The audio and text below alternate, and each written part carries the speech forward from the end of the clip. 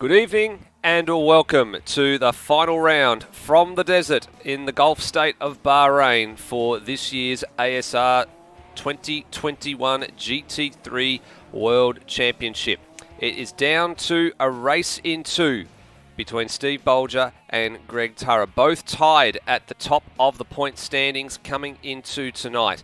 So for the very first time in ASR GT3 history, it is a straight shootout with whoever can amass as many points as or compared to the other will be taking out a title tonight. We always love it when a finale comes down to the final round. We've had 2 in 2 nights. We had the Super 2 finale last night, which was mathematically down to 2 drivers and went the way of Daniel Cox. Tonight, yet again, mathematically down to just 2 drivers in Bolger and Turra. They've been very, very good all season long.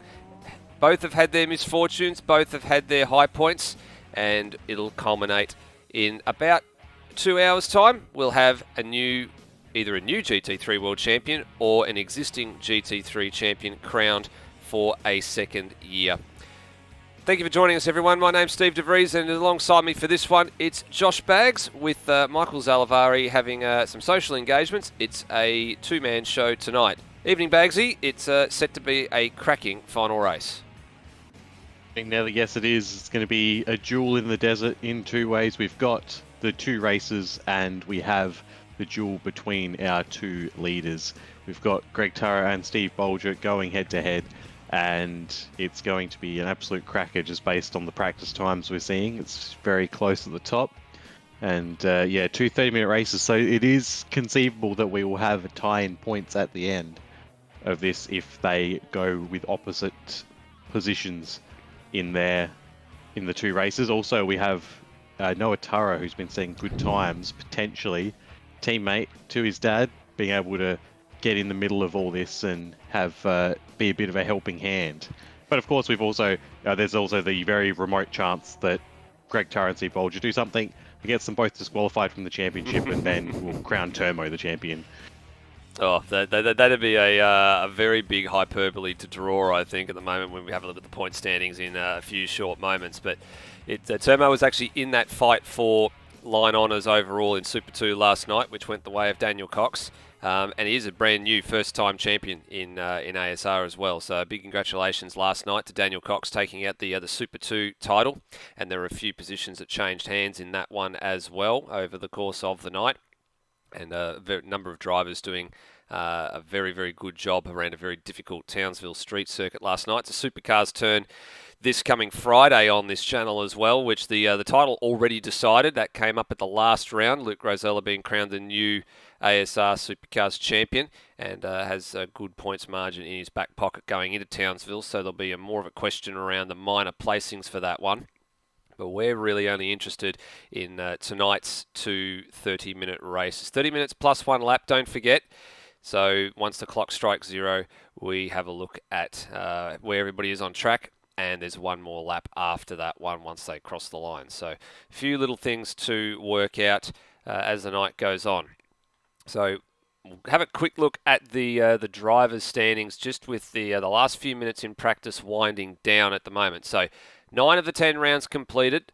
This is how the lay of the land goes. So Greg Turra and Steve Bolger tied at the top of the point standings. First time in ASR history in GT3 we've had a tie going into the final round. I actually don't think we've had a tie in almost any other series going into a final round, let alone GT3. So we'll have to go back through the record books and see how that one is unfolding. It's not over for third place in this one either, Baggsy, because Turmo and Noah Turra, there's just 5 points between them here. At the moment, as you mentioned, Noah Turra seems to have the upper hand on pace.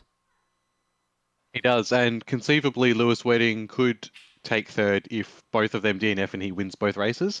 It's highly unlikely, about as unlikely as Turra and Bolger being disqualified, but there is a remote possibility of that happening, but realistically, it's going to be between Turra, the younger, and Turmo for third.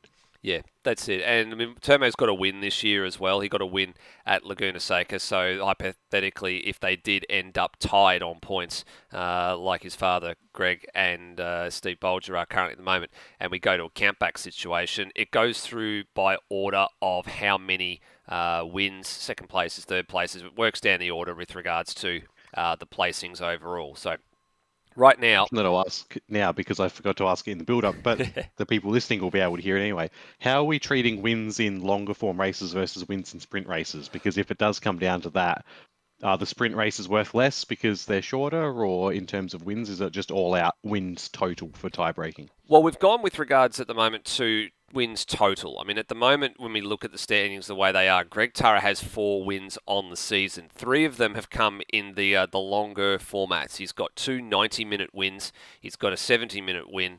And he's got a sprint race win, whereas Steve Bolger's currently just got the 1 win, which is a 70-minute win, which he got at Paul Ricard.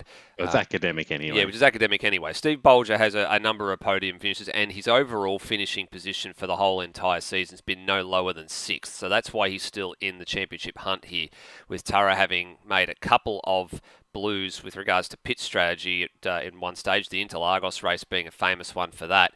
And he had an 8th place finish and a 7th place finish at the very beginning of the season's opening round, the 2 sprint rounds at Albert Park. So there is a fair bit of difference, I guess, in the overall finish time, but he's made up for those blunders with the 4 wins.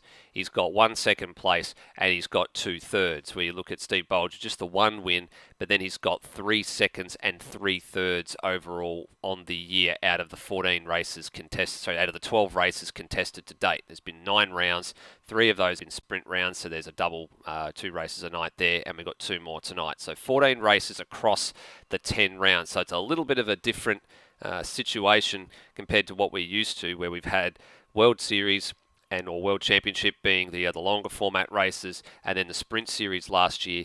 This year, it's been a combination of the two. So you've had to have your ability to drive the car hard and fast, drive the car, smooth and consistently, and save fuel and do everything that goes along with it. So I guess this year we're going to have a real indication of probably whoever the best all-round GT3 driver is across all formats.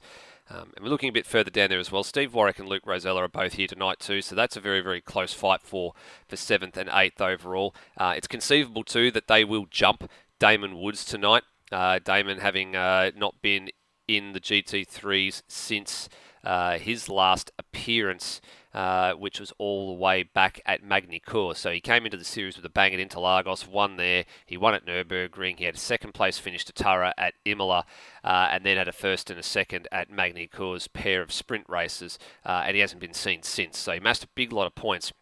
Those guys should jump him tonight. Probably Tim Redmond is within a shot as well of jumping Damon Woods, moving up the order a bit as well. So don't count him out of the points standings, being a bit further up the order. And he's got some pace too. He's currently the 2nd quickest man out there behind Steve Bolger, who's just now in the process of setting some very, very quick lap times.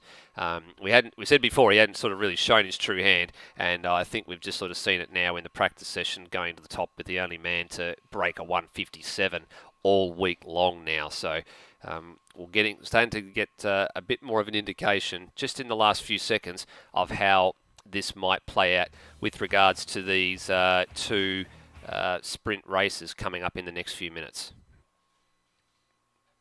Yeah, he's baned in that time. Literally the last person to be able to set a flying lap, essentially. And yeah, half a second faster than Tim Redmond, 0.6 of a second faster than his rival for the championship, Greg Turra. So Bolger, after just chilling out in practice, really throwing down the gauntlet right before qualifying and saying, hey, this is not going to be easy for you, Greg.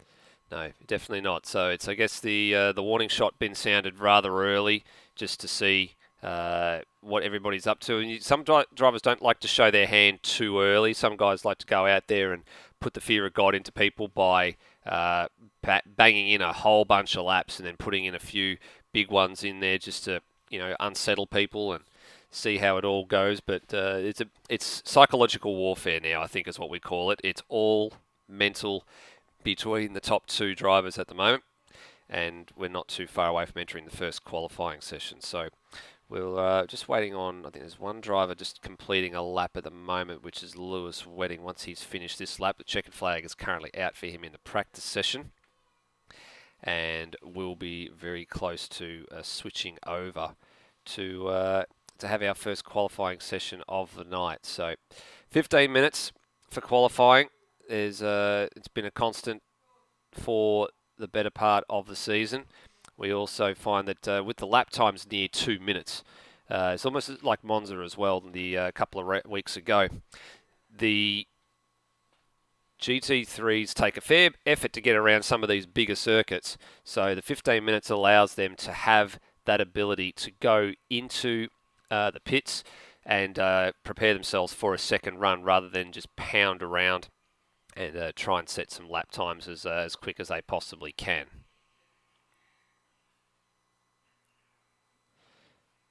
Right, and over to qualifying we go. We're just waiting on our server host, which actually resides here at Broadcast HQ, to get sorted. And we will be a few seconds away from going out for this one. So here we are, qualifying for the first of the runs tonight. Seeing NZ Snipes is actually popping up in the chat asking if he can pop in and have a couple of runs around at the back in warm-up, so we might have another driver to pop in after this one. Looks like there's been a driver just drop out in the last few seconds or so, just trying to work out who that is. Steve Warwick. Okay, so that's an interesting one for him. Now, he was about 10th in the running order. I'm not sure if that was accidental or if it was intended for him to bail out of that one, but either way, we've got cars leaving the lane at the moment, and they're all getting ready to go out in the evening before we get to night. So Steve Bolger looks like he's going to be the first one at the head of this queue, and the green light's already showing. So no standing on ceremony here for the GT3 field. They're on their way. Yeah, Bolger wanting to get out ahead, be the first one to set a lap. Don't have to worry about any traffic in front of him that might be slower, which has definitely been a problem in the past. We have seen him be one of the people who usually waits a fair while before coming out, but really wanting to take the initiative today and get ahead. There you go. Rosella's out, Brendan Ross out, Glenn Miles is the last man to leave the lane. Still a couple of drivers sat up in the lane. Here comes Lewis Wedding. He was one of them. There goes Noah Turra. So he's waited a fair while to jump out of the pit lane there, and then that just leaves Termo as the last man sat up in pit lane right now. It's a big wide pit lane as well. There were a few drivers trying to get out in the early going and had to leave a little bit of room for each other. I think Nathan Higginson had a bit of a sideways moment coming out of his pit box. Typical Higginson manoeuvre. And we're on our way now for the opening laps. Hopefully not too far away. Bagsy, who's the favourite for pole here? I think, well, Steve Bolger's shown his hand fairly late in the piece here.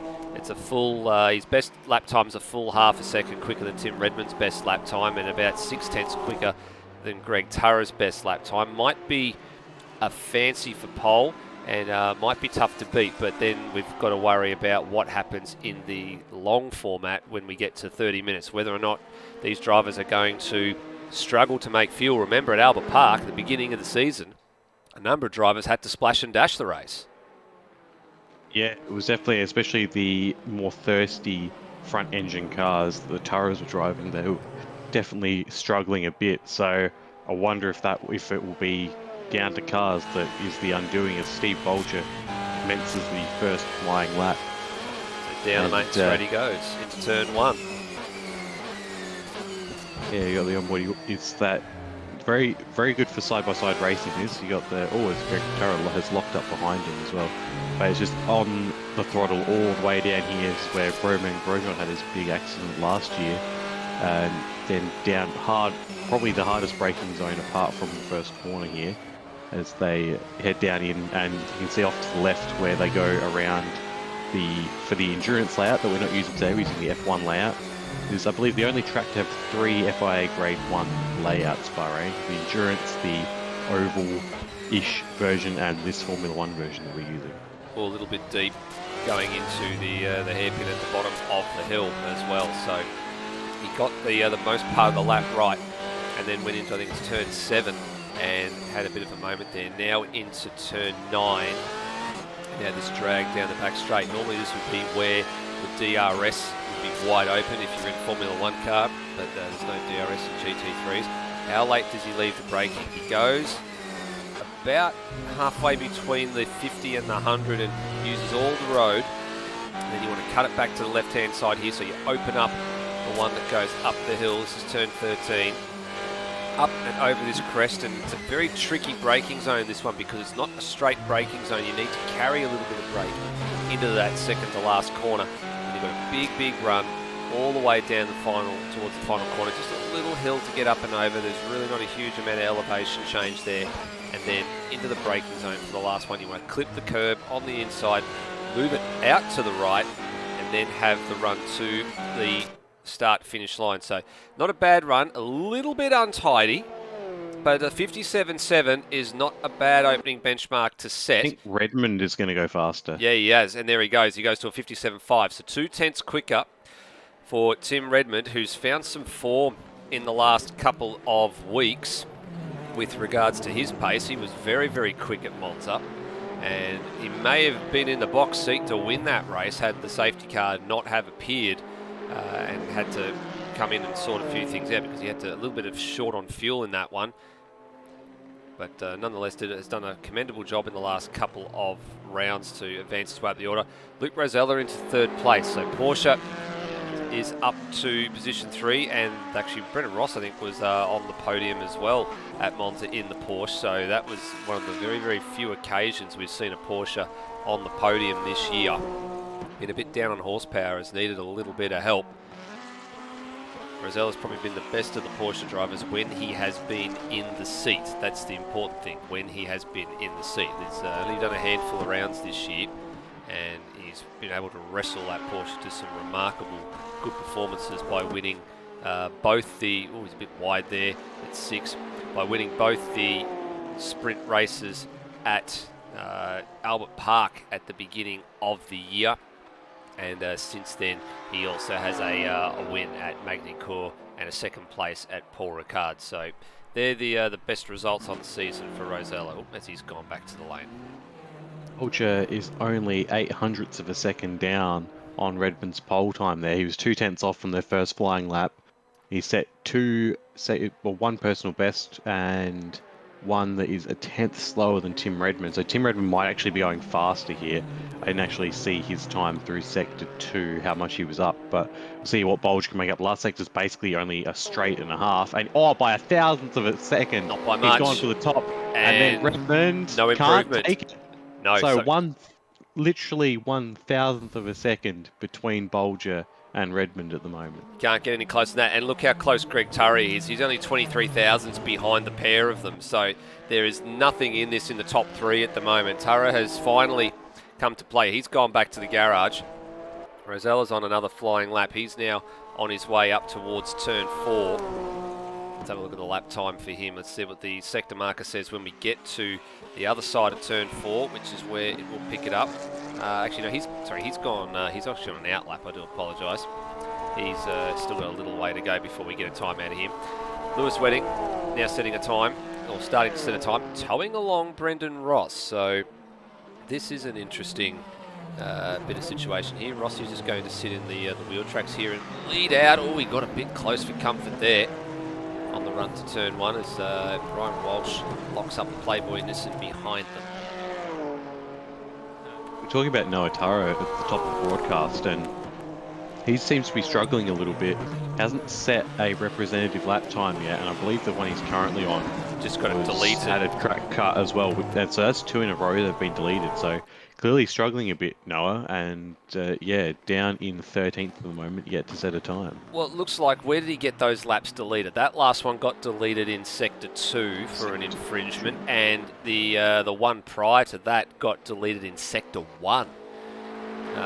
So you're right, he's definitely got a few little dramas he needs to sort out at the moment, and he looked fairly strong in practice. A little bit early on the gas out of turn 4 as well. Now down the hill towards this little sweeping. I love this little section. The 5 is basically flat. Then you've got turn 6 the curves to the right. Then you've got turn 7 down through here, and he's only a tenth and a half away here. Now down to turn 8. Oh, and he's very wide there as well. It's a similar mistake to what we saw Bolger do on his first flying lap at turn 8, and he's aborted it. So he's clearly not happy with how the car goes, and he's only got 6.5 minutes left. So by the time he gets around for a flying lap, he's only really going to have probably 2 proper laps, maybe 3 if he's lucky, to advance up the order, as he actually just went to leave the lane and went back. So I think that's probably going to be now 2 laps for him once he gets going. Yeah, got the Brendan Ross and Lewis Wedding duo pulling each other along and seeing if they can, how high they can go. They're both about to set. Oh no, Brendan Ross is going into the pits, so it will just be Lewis Wedding seeing a time here. 59. Only good enough for 8th, just inside the 2-minute mark. That's right. So let's have a look at Wedding's sector times. 37.7 in Sector 1 is okay. 52.0 in Sector 2 is a little bit slower compared to the other leaders, guys. And a 30.0 in Sector 3. Turmo moves up to position number 5. So we're waiting on him from a lap as well. And he's taken that gold and black Nissan up to P5. So in comparison to Wedding's lap time, he was 3/10 quicker. Turmo was 3/10 quicker in Sector 1.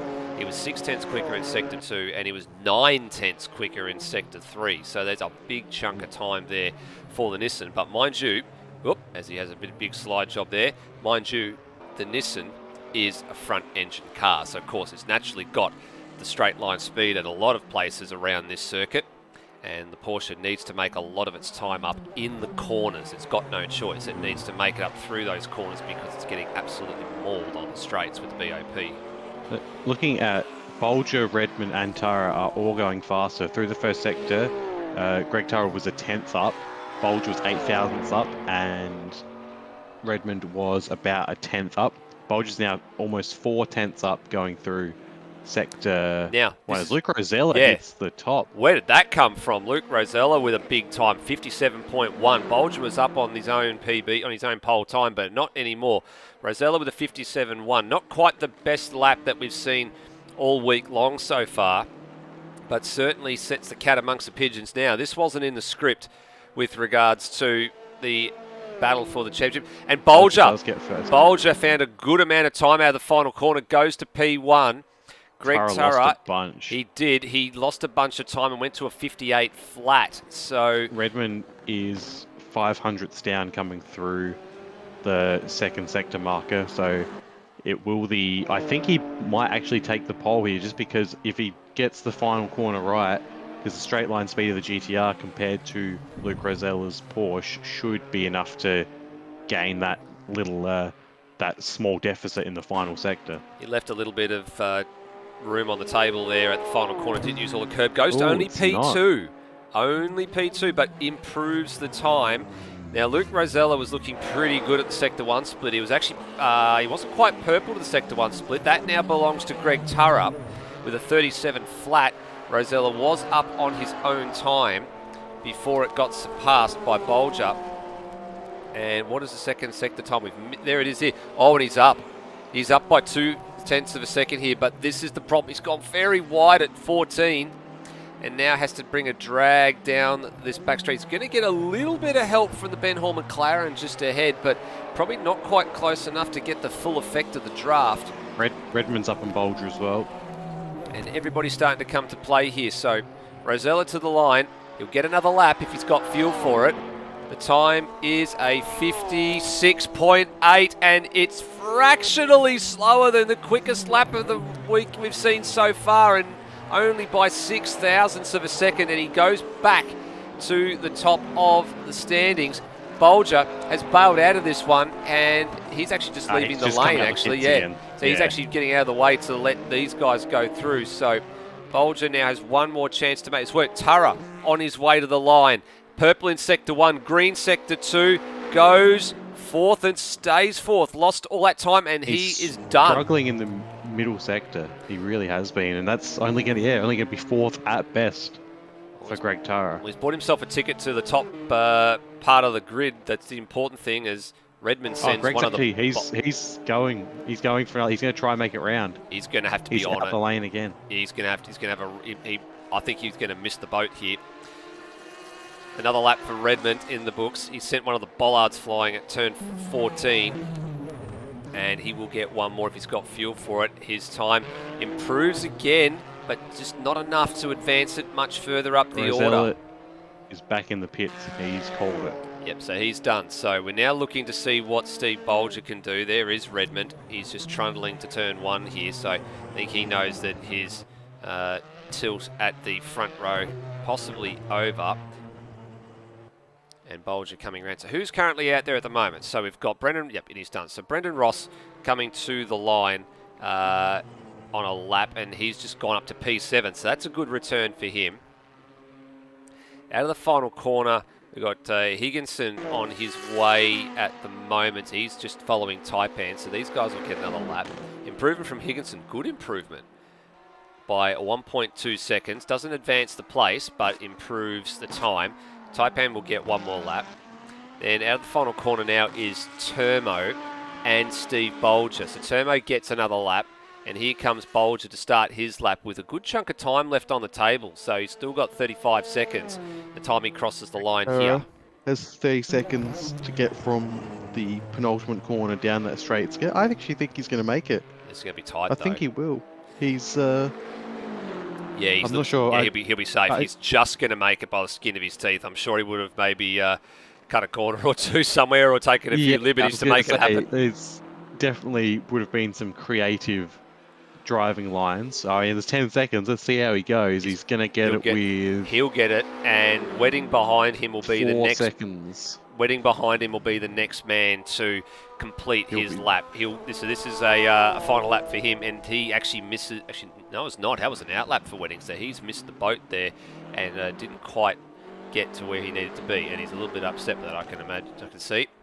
And he'll go back to the garage for that one. So who's the next man to get across the line? It'll be the 8th place man, Brendan Ross, who is going to get one more lap. We're just watching Greg Turra here to see what he can do at Sector 1. And he had a purple Sector 1 last time out. What's he done this time? It is purple as well, so he's up on his own time. Now Brendan Ross just keeping an eye on him out of the final corner. Currently in 8th place, behind Freakish by 0.4 of a second. And improved by 3.5. Oh dear, poor Brendan Ross. So he didn't quite make that one work. Bolger through Sector 2, 127.998. He is 1.5 tenths down. He's up on his personal best. He's going to need a mighty final sector. It's really just the braking zone here that he has to nail and get that throttle down as fast as he can without losing it. And the line looked fairly good through there as well. Uses some curb as well, which is not what Redmond did a couple of laps ago. Left a little bit on the table there. So checkered flags out for Steve Bolger. Is it the pole position? No. No. Not by a lot either. Noah Turra has abandoned his lap. Greg Turra is still going. 7/10. No, he's 7/10. He's losing so much in that middle sector. Yeah, he's looking at his PB time here, I think, as well, seeing if he can actually find an improvement. Maybe he can get a little something in the final sector, but he needs to find 5/10 to jump ahead of Redmond. And then even at that stage, they're still going to be on the same row of the grid, just opposite sides. And he's going to come to the line here, and this is going to be definitely a slower lap at this rate. It's a 57.8, so didn't quite make it stick in the end. And your pole sitter for this one is going to be a surprise pole sitter in Luke Rosella. There he is. Actually, not quite there he is. He's off to the left there, or to right there behind the brick wall. But the Porsche Centre Adelaide Porsche has taken pole position for the penultimate time this GT3 season. So not a bad effort at all, and definitely something we weren't expecting to see. Yeah, although that being said, it seems to be that in the sprint races is where Luke Rosella shines, and it appears to be in qualifying as well. I'm wondering if it's a factor of knowing the circuits better, or if it's a factor of just being able to... He's not worrying about a championship battle.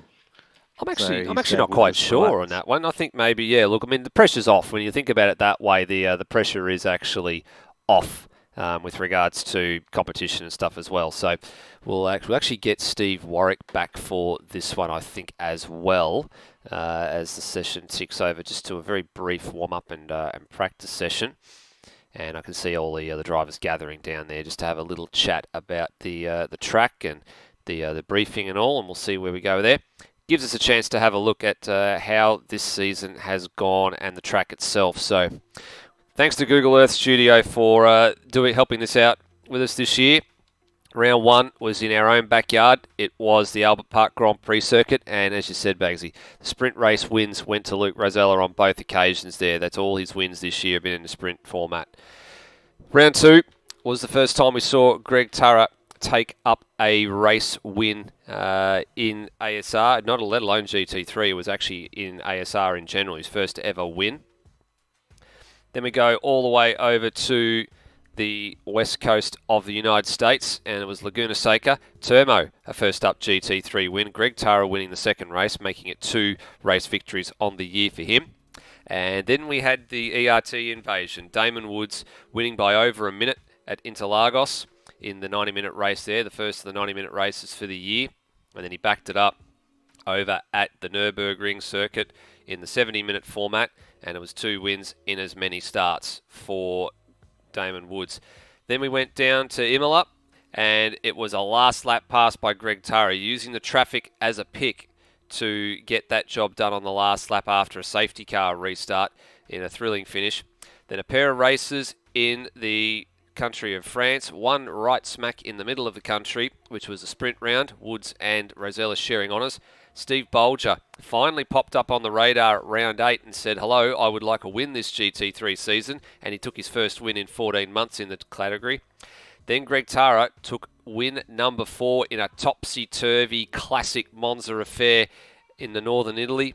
And then tonight, we were here last year. The sprint racing was absolutely fantastic. It's the only night race of the season, or pair of night races for the season, and it's in the Gulf state of Bahrain in the Middle East, and it's been fantastic over this year.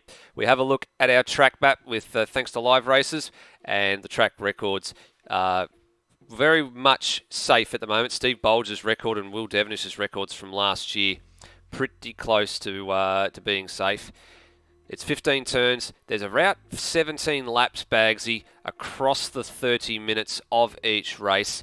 It's a tricky little circuit. There's a lot of time for respite with 4 straights. You can see there at the bottom, the back straight, and then the 2 on either side. But there's definitely a few off-camber corners, a few tricky braking zones. People will get caught out tonight. Sure, and there's a lot of places, because so many people are used to seeing this in an F1 context, there's a lot of places where it's easily flat in an F1 car, but it's not in the GT3 cars, because the grip just isn't there in comparison. And so you've got to be really careful about where you're planting your foot and where you're just having to feather that throttle to keep everything in a straight line. So it'll be very interesting. Yeah, a lot of opportunity for good side-by-side racing in the GT3s. You could conceivably have people side-by-side all the way down the main straight, up through turns 2, 3, and then all the way back around to where the back straight is. It's a track that is very good for side-by-side racing. Yeah, I'd agree. There's plenty of room. There's plenty of runoff as well. There's very few kiddie litter traps. It's all the AstroTurf stuff that you can basically run off the road and rejoin without too much trouble. Very, very little risk, I guess, of hitting a fence. A lot of fences are quite far away, with the exception being the front straight, the back straight, and of course where Romain Grosjean had his little indiscretion last year in Formula 1. But apart from that, there's plenty of runoff in a lot of spots, and you can recover the car quite quickly in most cases, especially in some of the heavy braking zones. Most obvious one being at turn 1. Most obvious passing zone being at turn 1. Probably the turn 4, the final corner. And I'd say the hairpin down at turn 8 probably has an option there as well. So there you are. Well, not too much longer to go.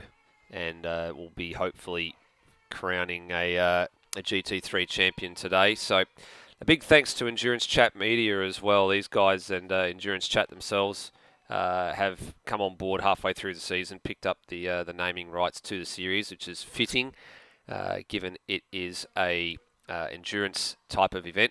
I know Michael the Floodman Zalavari would wish to be here.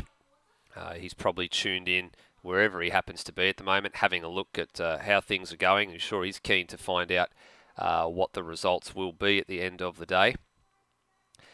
But it's Judy, while he's not here to spout things that are untrue about endurance racing. No, that's true. He's done a good look. To be fair to Flood, he's actually done a really good job this year for ASR in general. There's been a number of broadcasts that he's been involved in. He's been involved with Enduro Cup. He's also been involved in the Super Series broadcast, which still has a little while to go. And he's also had a hand in a bunch of other things as well. So it's been a good little a year, I guess, for ASR. There's still a couple of events left to go. Just this one.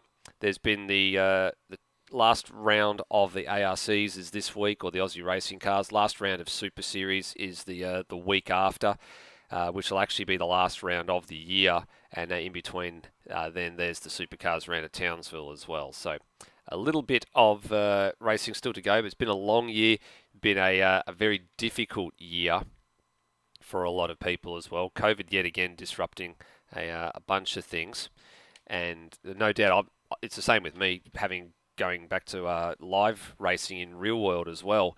I've actually only having dashed home from Phillip Island tonight for this broadcast, and got to go back there again tomorrow morning, and it's hard for to be motivated and get all that sort of stuff done, let alone come back week after week and do this. So not only a big thanks to everybody that's helped out, yourself, Bagsy, Endurance Chat, Flood, all the commentators have done some great work this year. Also, mainly the big thanks goes to the drivers, because without them, there's no series, and without series, there's no broadcasts, and it's a snowball effect.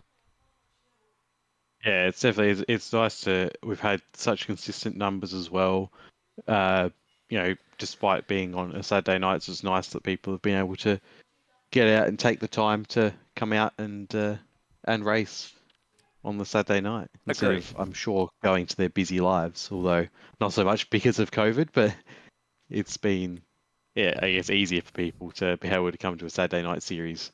Correct. When they're locked in their houses. It's a bit of a weird one, I guess, as well. The Saturday night experiment, I guess we'd call it, this year was indeed an experiment. ASR had never had a series on a Saturday night before. We'd had series on a Sunday night. Sometimes they were positive, sometimes they needed a little bit of help with regards to numbers. So the Saturday night one was a bit of an unusual curveball for this one. I wouldn't class it a success. I wouldn't class it a failure. I would say it was very well supported. But there's still a fair bit of work, I guess, to go to be decided in the off-season about where GT3 falls next year. So stay tuned, everybody.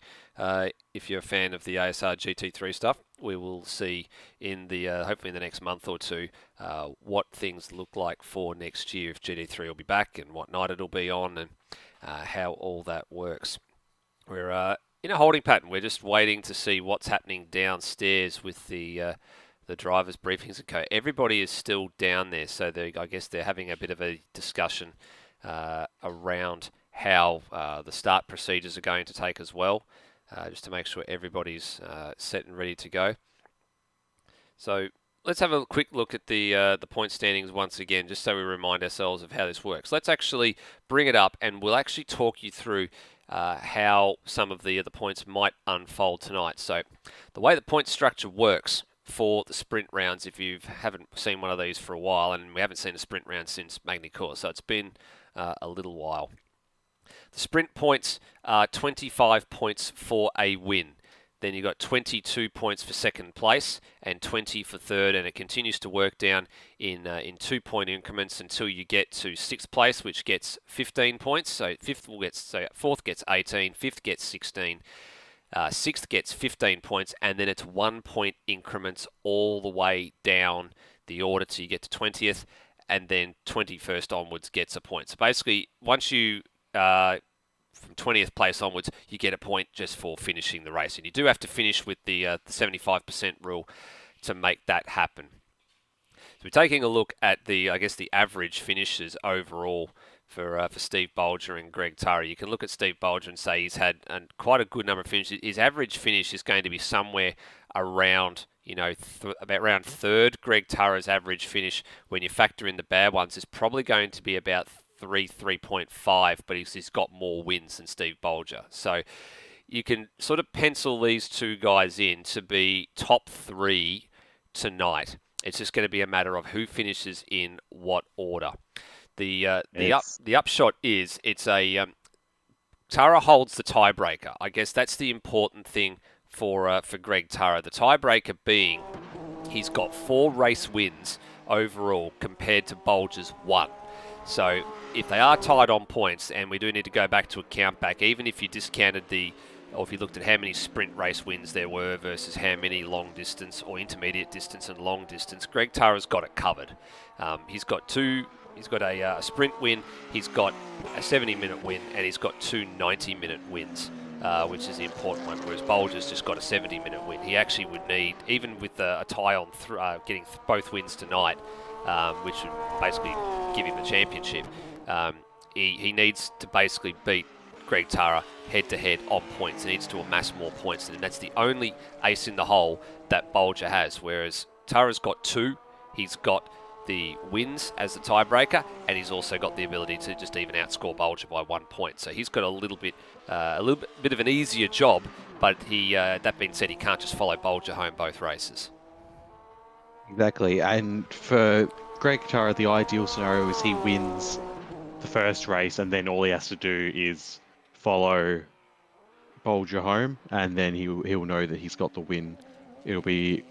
That's his ideal scenario. If Bolger wins, though, then he's going to have to really fight in the last race, and he's going to be under a lot more pressure. Realistically, whoever is ahead of the two of them in the first race is going to be in the box seat for the final race. Yeah, precisely. I can just see Luke Rosella's actually out there on the start-finish line now, just practicing the rolling start, because he is effectively the pace car controlling the field once we get to the double file starting procedures. And importantly, there is no flags. There's no safety car in these ones either. So we'll have to see how things go. I'm actually just racking my brains just to make sure that there actually is no safety car that's going to come out for this one. The last one we had was all the way back at when was it actually? Actually, we had one at Monza. So there's going to be a little bit of a small drama. We're sorting that one out.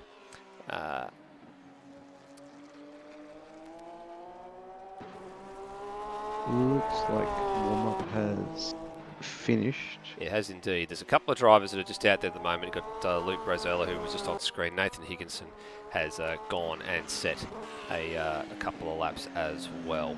I think there might be a little bit of a quick hold just for a few seconds with a few things just to be sorted on the server host side here. And what we might do is might take a very short break, and we'll come back on the other side of this. Don't go anywhere.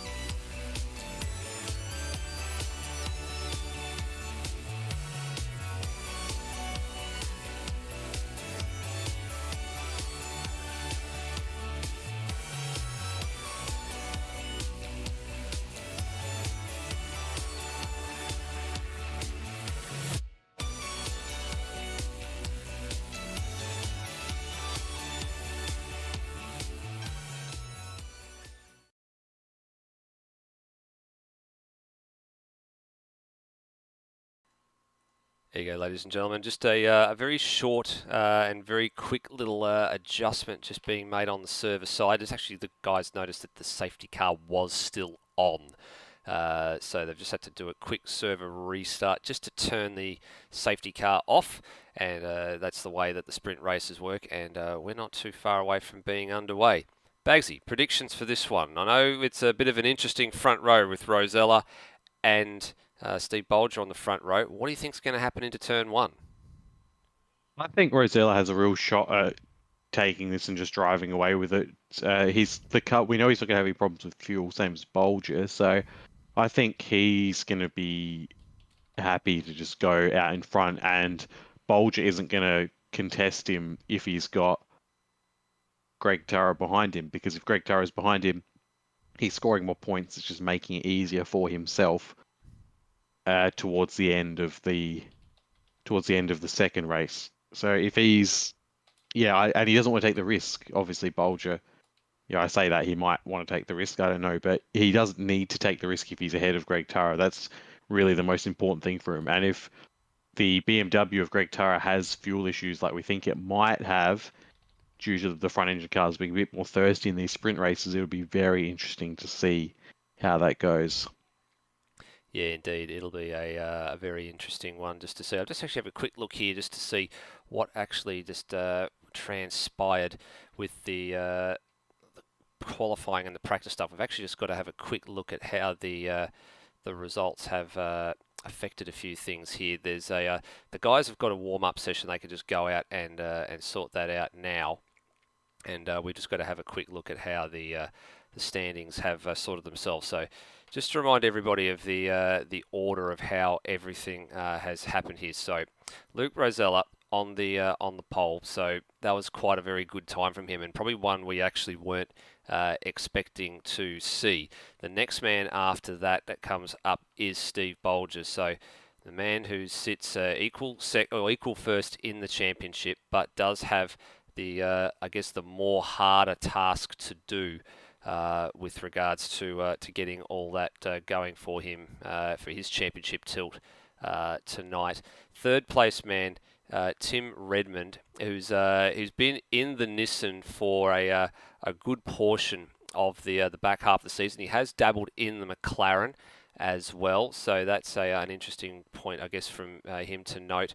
That he's had a bit of experience driving a few different cars. I don't know whether that's going to bode well for him tonight, or if that's at a track like this, or if that's going to be something that it's going to be his Achilles heel, because he's had a fair bit of I guess, different things to handle. Turmo and Noah Turra. So this is interesting as well. Turmo and Noah Turra, who are fighting it out for the what is essentially third overall in the standings. They've found themselves on the third row of the grid. What a little bit of sense of irony, I guess that is, Bagsy. Yeah, they're certainly going to be, and for them, the difference in points is a bit more interesting, because there's a few different ways that it can roll where that 5-point difference can be made up, because we know it's a couple of points difference based on the positions below 6th. So it's going to be. Yeah, it's going to be a strange one when we try to work it out mid-race, because, the two of them, it's going to be 1 or 2 positions are going to be very important for them. Yeah, you're spot on there. Then you got Freakish and Rossi are going to be on the next row of the grid. And then looking down the order here, looks like we've actually got that sorted as well now, which is great to see. Thanks to the guys for actually helping me out, because I'm the one that mucked that one up for them. So Brendan Ross in 8th, Brent Hall 9th, Cameron Parrott 10th, and then Wedding, Taipan, Higginson, Walsh, Miles, Steve Warwick, who unfortunately didn't set a time, and because he was out of the server. And then the last man in is actually going to be NZ Snipes. So there's a 17-car grid to finish this one up. Looks like I think a few drivers might actually have gone out. Yeah, there is. There's definitely a few drivers that are out there at the moment. So we'll get one more little practice, and then we'll be ready to go. So, who's your prediction for championship winner before we see either race? Who do you think's going to win? Me personally, I think it's going to go to Steve Bolger. He's got the experience in title fights, and I think he's just going to have the advantage of the track in the sprint races in that Ferrari compared to the front engine's BMW that Turra has. Yeah, it's hard to bet against him. I think it's in terms of been there, done that, tick for Bolger. Because coming into this year as well, Greg Turra had spent a fair bit of time, in the mid-pack. He came very close to getting a win a couple of years ago at Suzuka, and he'd been on the cusp of getting one for a little while. He finally ticked that box, but the question is whether or not all that adversity that he's had over the course of the year and this season, whether or not he's able to put that behind him when it counts. For him, he's got to treat this like it's a massive reset. Like it's basically like everyone's on 0 points and it's a one-round deal. You've got to get more points than your rival. That's the way he has to treat it. So yeah, from my point of view, it's hard to go past Steve Bolger making it 2 titles in 2 years. He was the GT3 World Series champion last year. Didn't quite get the sprint format. The one thing that goes against Bolger is his performance in the sprint races. So when we look at the sprint rounds, a third and a fourth, then a fourth and a second, and then a second and a fourth. So he hasn't got a win in any of those, where Turra's got one win, apart from the outlier at Albert Park, a second and a first, and a third and a third. So he's got the form in terms of 4 out of the 6 races he's podiumed. And some of those have been the better ones as well. So he's even got a win in one of them too. So he knows what it's like to win one of these sprint rounds where you have to balance the pace and the fuel a little bit more than you otherwise normally would. So we'll see what happens.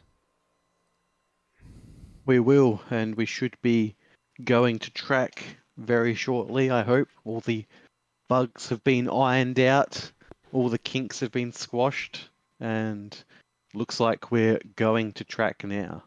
We are on our way to the track, and beautiful floodlit conditions. This is, I said before, this is the only time that we end up with a night race. Very, very rarely do we get night racing in AMS with the GT3s. We've had it once before, which was when we had it last year at this very circuit, and the year prior when we had a 90-minute race or a 2-hour race, I can't remember how long it was, at Abu Dhabi. We ended up with a floodlight race then as well. So there's a fair bit of night racing in the last couple of years, but nothing really constant year on year. I guess that's the key to take out of this one. It doesn't happen all that often, and it may be to some people's Achilles heel. As you can see, it's still just slowly starting to become darkness in the background. It's about 7:30 at night local time in Bahrain when the race is taking place, and away we go. There goes the ASR Camaro safety car for the second to last time in GT3s, and it leads this field on its way. Bagsy. All right, pole position, Luke Rosella with a phenomenal lap, really setting the pace. He's the only person who's really been able to make that Porsche work so beautifully this season, and to great effect. You wonder what would have happened if he was in a car that was a little bit more competitive in the power department. But regardless, he's still putting it on pole, and he's been taking it to victories as well. Steve Bolger, second place, tied in the championship. Technically second place in the championship on a countback, but in prime position for the championship at the moment. Tim Redmond, third in the GTR. He is just after race winning, honestly. He has no fight in the championship. He just wants to win the race. Greg Turra out of the championship combatant in his BMW. Doesn't have Noah anywhere near him this time. Noah had a poor qualifying, so he's going to have to do it all himself, and his rival is going to be directly ahead of him on the grid, so that should be interesting going into turn 1. Termo starting from 5th, and he's going to be in the battle for 3rd in the championship. I did say Noah Turra wasn't close to Greg, but I was totally wrong. He's starting behind him. Here he is in 6th place. But the 2 on the 3rd row, as Nether said before, fighting for 3rd in the championship, or 1st if we disqualify the top 2, who knows. Freakish in the GTR is in 7th. Brendan Ross, the 2nd Porsche, is in 8th. Ben Hall starts from 9th. Cameron Parrott back in 10th. Lewis Wedding didn't have very good qualifying. He's all the way back down in 11th with a lot of work to do to head up the field, but expect to see him pushing through a little bit. Nathan Higginson starts from 12th, just ahead of Brian Walsh and Glenn Miles, the 2 teammates for Wildcat Playboy Racing, together again towards the back. Steve Warwick starts in 15th after not being able to qualify, and NZ Snipes brings up the rear in the Mercedes. Looks like we've lost one person. We did have 17 listed for this one, so there is a driver that is missing from this one. Just trying to work out who that actually might be, if there's been someone drop late. It looks like it might have been Taipan, who was the Lamborghini, not out there now. I know he's been having some wheel dramas as well, where the game exits on him unexpectedly, so we'll might see him hopefully for race 2, but we are underway. Safety car has peeled away from the field, and Luke Rosella's got control of this one. So 2 battles to keep an eye out on. The battle for first overall between second place man on the road at the moment, Steve Bolger, and fourth place man Greg Turra, and then directly behind them on the third row, Noah Turra and Termo for their own little private battle for third. 30 minutes on the clock. Time plus 1 lap. Estimated journey is 17 laps based on last year's numbers. And we are set to go. Luke Rosella just rolled a little bit too early there, and he might, he's still going to hold that one here. I think they're going to sort that one out. Greg Turra's got the jump on Bolger. He has indeed, and he has got the jump, and looks like Rosella's penalty has just been nullified by race control. 3 wide, slightly for a moment, 3 wide at the back there. Bolger was very close to getting sandwiched in 3 wide. Turra's out wide. Greg Turra, that is, cuts the chicane, and the turn 3 goes the backside of it, and has to fall back into line behind Redmond. But a little bit of a sloppy start from Steve Bolger. A bit of sleep at the wheel there, but also Turra was, I guess, not on his game either. Bolger was very lucky there. He could have... Look, Greg Turra's lost the place to Noah, though. Greg Turra could have been a lot... He was very kind to Steve Bolger there. Bolger could have very easily ended up facing backwards, but Greg was a bit discreet there and left him a lot more room. But the end result is Rosella is still in the lead as they come to turn 8, followed by Bolger, who's got Redmond all over the back of him. Then Noah Turra, followed by Greg Turra. Here we go. So Bolger, as you just mentioned, with the Redmond mobile, the Nissan over him. All the Playboy teammates, I think, got together at the back of the shot, I think, as also well. Brendan Ross has lost a lot of places. He's down at the back. He's lost 8 places off the start. Yeah, there was a localised yellow. Here is Rossi. He's had a moment somewhere. I might have to see if we can actually see what's happened to him there. He's actually had a spin.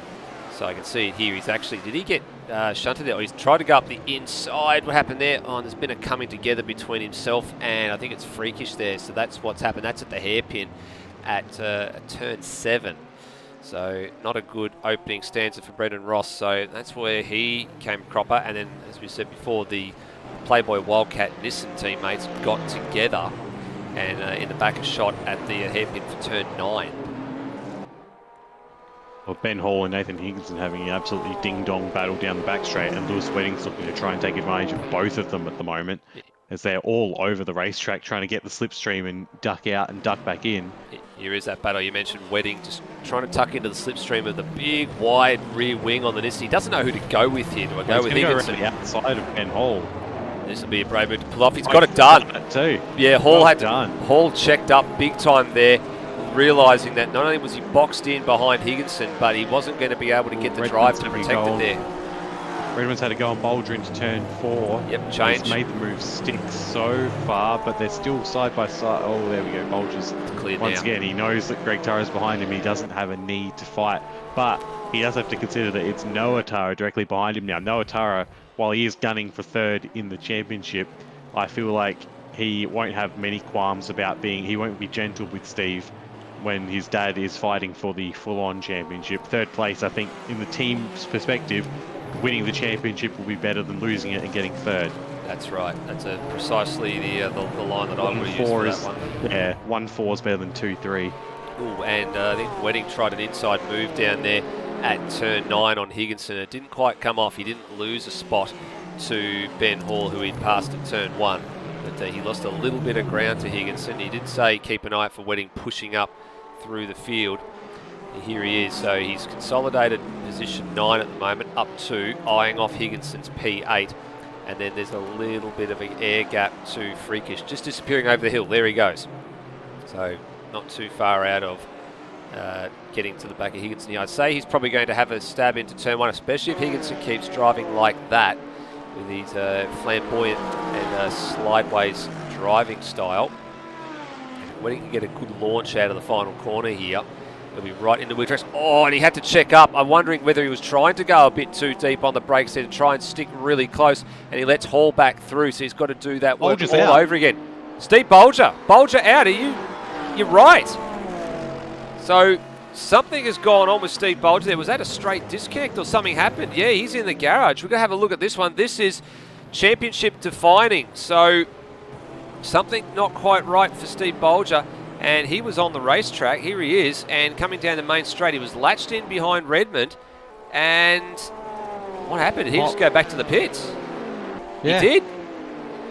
So that's not in the script at all. So that's a huge, huge moment in this championship, and that gives the ascendancy now to Greg Turra. So this is now important because Bolger will no doubt get back in for race 2, but this is now ultra important about what happens to Greg Turra and how much of a points gain that he makes out of this.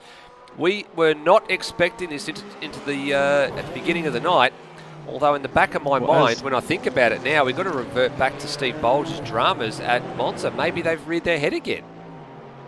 Yeah, potentially. I mean, Greg Turra isn't exactly having a good time of it. He's just lost a position to Turmo going through the first sector. He's sort of all over the, into the second sector. He's all over the place, coming down the hill. And then almost got freakish, got very sideways coming into turn 8.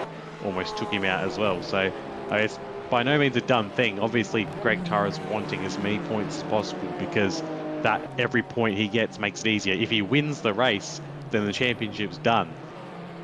Yeah, that's a very valid point, actually. If he wins this Now, race, that's how that goes. If he wins the race, the championship's done. It doesn't look like he's going to do it at the moment. He's already 6 seconds off our leader, Luke Rosella.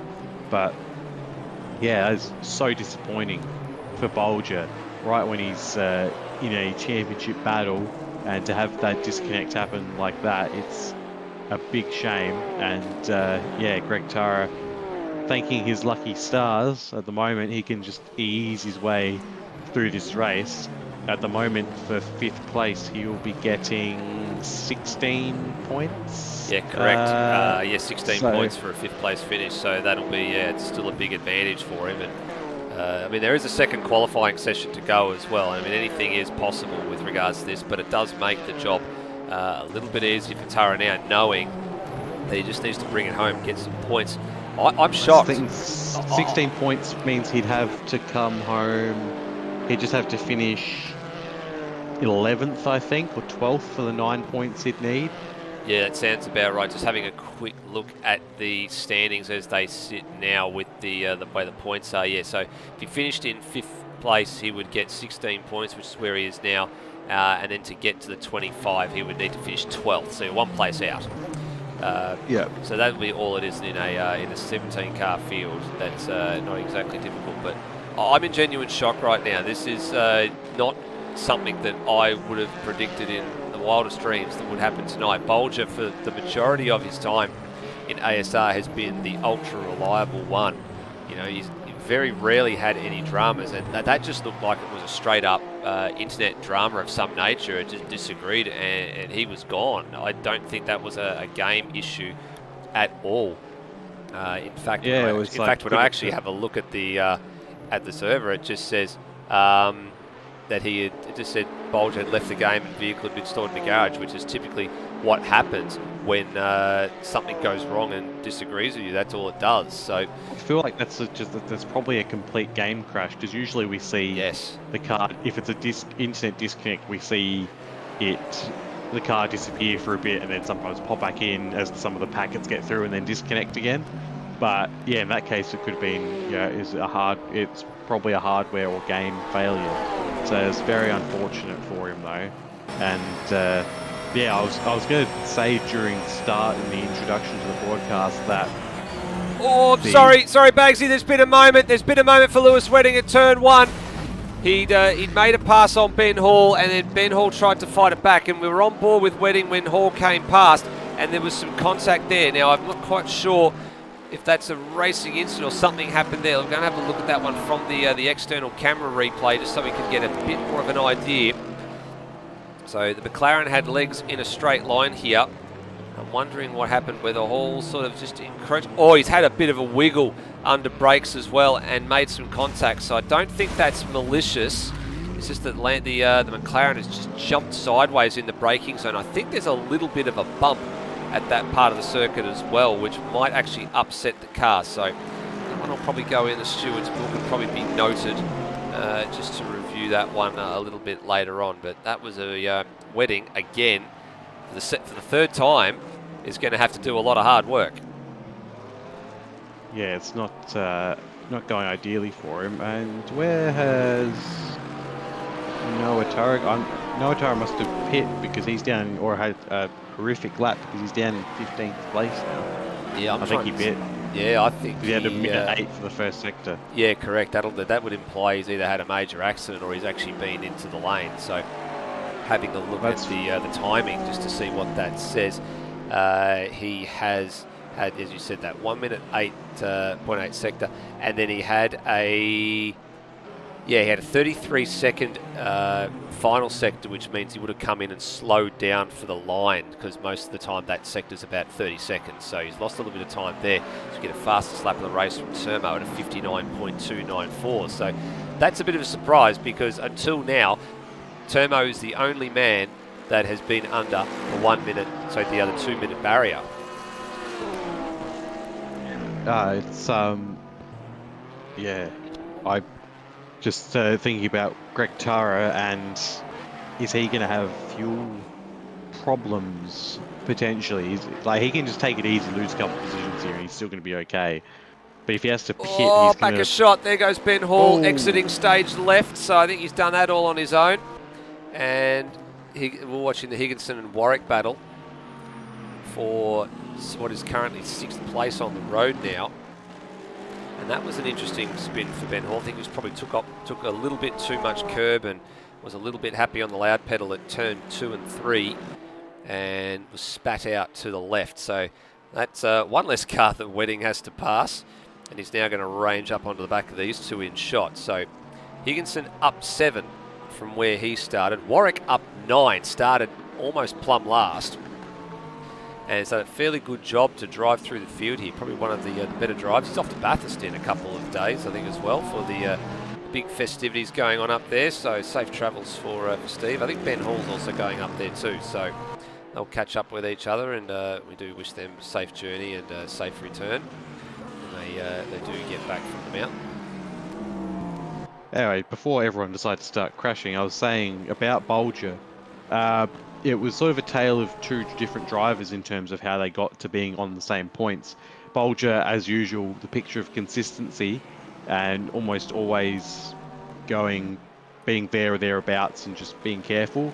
Whereas Greg Turra definitely more of the win it or bin it style of racing. It's 4 wins to Bolger's 1, but a lot more of those lower level position finishes or DNFs. So yeah, it's unfortunate and sort of ironic that here we go. Despite all that, sorry Bagsy, changed for the lead. Redmond through at turn 1, actually made easy in the end by Rosella. Redmond had been chipping away for a couple of laps, ended up with a fairly good run onto the main straight, and I think Rosella just sidestepped the argument and let Redmond through. So he didn't want to fight it too much. Now he probably used the GTR as a bit of a wind block, maybe try and help him get home on some fuel here. Yeah, well, Rosella shouldn't have a problem with fuel compared to Redmond, although the GTR is a bit thirsty. We haven't seen them having as many fuel issues as the BMWs have had. Yeah, correct. So the interesting bit will be to see whether or not Redmond can actually make it home from here, because we had the incident at Monza where he was going to need to make another splash and dash stop to get home. Some of the front engine cars unable to make it on fuel, but mind you, Redmond was blazing along at a fair pace compared to a lot of the other drivers that were trying to manage their fuel. But for Redmond, I think this is important that he actually went to the lead anyway. Could be a bit of an interesting decision from Rosella to let him go through. Redmond now has the ability to control the pace of this race a little bit. You get a indicative lap time when they come across the line this time around. Last time it was Redmond with a 2 minute 0.8, Rosella 2 minute 0.9. Turmo, who's the man in third place, got a track cut on the last lap. So too did Ben Hall. That'd be for what happened. Rosella's on That his way spin. back into turn 4. Yeah, he is. So having to think about it. Probably. Oh, there's a little bit of banging. I'm Not just turn keeping. 4, the final corner. Yep, it's the final corner. And there's a little bit of banging I'm just keeping an eye on, with Wedding ranging up down to the back of Higginson and Warwick. Here goes Rosella. Look at his bump Rosella's draft. attached to the back of Redmond there. See the straight line speed of the GTR start to come into play. Is Rosella going to be braver under brakes? He's not. He's just going to stay behind for now. Not this time. Just let him know that he's there. Higginson coming into the lane, so that's an interesting manoeuvre. He's decided that they can't make it on fuel, so he pulls out of this battle. That releases Wedding to have a late lunge on Warwick, and oh, he's very taily there. That's a very aggressive pass for Wedding. Made it stick though. That's the main thing. Made it stick, but the dive was very sudden, and probably Behind them, Snipes and Parrott going at it too, with Brendan Ross coming in. they are indeed. And Cameron Parrott, NZ Snipes, and Brendan Ross honing in on the back with a German missile. And Snipes up the inside here of Parrott. Oh, and the back end got away from the Mercedes as well. That closes them up. That brings Brendan Ross right back into this one as well. Look at the lap times last time around for the lead 2 pair here, Bagsy. Redmond, the minute he went to the lead of this race, 2 minute 2.0, and Rosella 2 minutes 2.4. So Redmond now trying to control the pace of this race and seeing if he can get home without a stop. Yeah, he's definitely. I mean, it's easier to do it from the front. Rosella's got to recognise this and keep the pressure on him, which he has. He's able to stay so close to the back of Tim Redmond just the whole way round. He's essentially his slightly smaller, strangely shaped shadow as he goes quite wide. He's actually so much faster. I'm curious as to why he isn't trying to get past. This is what Turmo did at Monza to Steve Warwick, which ultimately led to a penalty as well, and ended up punting another Steve Warwick, albeit accidentally, while trying to save the fuel on the way here. But Porsche's able to get a good run here. Redmond, I think, has probably got a little bit of lift and coast going through some of the other slower corners. So you'll see here down on the run to turn number 1, he's got to go full tilt basically. Rosella has a look, doesn't think about it. I think that Redmond's probably rolling out a little bit there and then just coasting into some of the corners. Bump from Rosella there. Turbo is now in this battle. He is. Turbo's gained 2.5 seconds in the last 2 laps because these guys are going so much slower than they were before. Rosella's going to be careful. If he just stays behind Redmond here, he's going to get passed by Turbo, and Turbo, he's going to struggle to get back by again, assuming, of course, they are fine for fuel as well. Yeah, that's the big if, as if they are fine for fuel. And Greg Turra's now on the back of this little train as well. He's just being the wicket keeper sitting there at the moment. If anything falls his way, he's going to catch it. And right now, the 2 out in front just lockstep. This is where Redmond, I think, has got a nice little bit of lift and coast going. He's just picking all the lines. He's not doing anything too silly. He's just lifting and coasting all the right spots, and Rosella's just letting him get away with it here. So, although, no, just a little bit of a feigned look. No, yes, no, drop back into line. And he's just darting around in the braking zone, trying to distract him here. So, I don't know. I'm not sure what the games are at the moment with all of this, but it's an interesting one to watch and to keep an eye on. And 5th place man Freakish, is he actually gaining on these guys? Yes, he is. So the top 2 or 3 were in the 2 minute 2s, high 2 minute 1s. There's Freakish in the back of shot, and second to the Nissans, or third of the Nissans in this group. 2 seconds faster. And here we as go. Rosella goes for it into the final corner. Yeah, decides he needs to pull the trigger. He's got enough fuel saved up here that he can actually make it home from here, having done the fuel numbers. Watch Tim Redmond stamp on the throttle now. Yeah, correct. He's going to try and get back ahead of him and hold him off here. This is about pride between these two competitors. They've actually been at the top pointy end of the championship in supercars this year as well, as there's a lunge from Greg Turra a bit further back. Oh, there's contact between the Nissans! Turmo into the back of Redmond. There goes Freakish. That's the easiest pair of passes he'll make all day. And again, another twist in this tail. Well, suddenly Greg Turra's in second, only a second and a half behind Rosella. and racing for the race win and championship win. He is now. So let's have a look at this here. Now, what I happened thought with it was Turmo? Greg that got into the back of. No, Redmond. I don't know there. No, it was. No, it wasn't. It was Yeah, Turmo. no, that was definitely Turmo. Yeah. Definitely on board with Turmo, and then he got going. Freakish went through. He only got one of the Nissans. Redmond got going pretty quickly. He was lucky. He was probably facing that right direction, and that's well and truly done and dusted for that one for Redmond. Any hope of a win probably might have just evaporated. And just getting some confirmation as well. You called it perfectly, Bagsy, with Bolger with a game crash, and he's already congratulating Greg Turra on his the championship win. He knows that the gig is up. So you were right. The dreaded game crash. And what a night to have one. If I were Bolger, I wouldn't be throwing it out just yet, because the internet in the Adelaide Hills is notoriously shite. So you never know. No, you never know. Freakish up to fourth on debut, and let's go a bit further down the field and see how it's going. So Steve Warwick has headed off a few battles here. So Wedding's gone through, and Warwick's now got another Porsche of Brendan Ross to contend with, and then behind him Parrott and Hall. There's Ross, there's Parrott just emerging over the back of the hill. Last man at the moment on the track is Brian Walsh.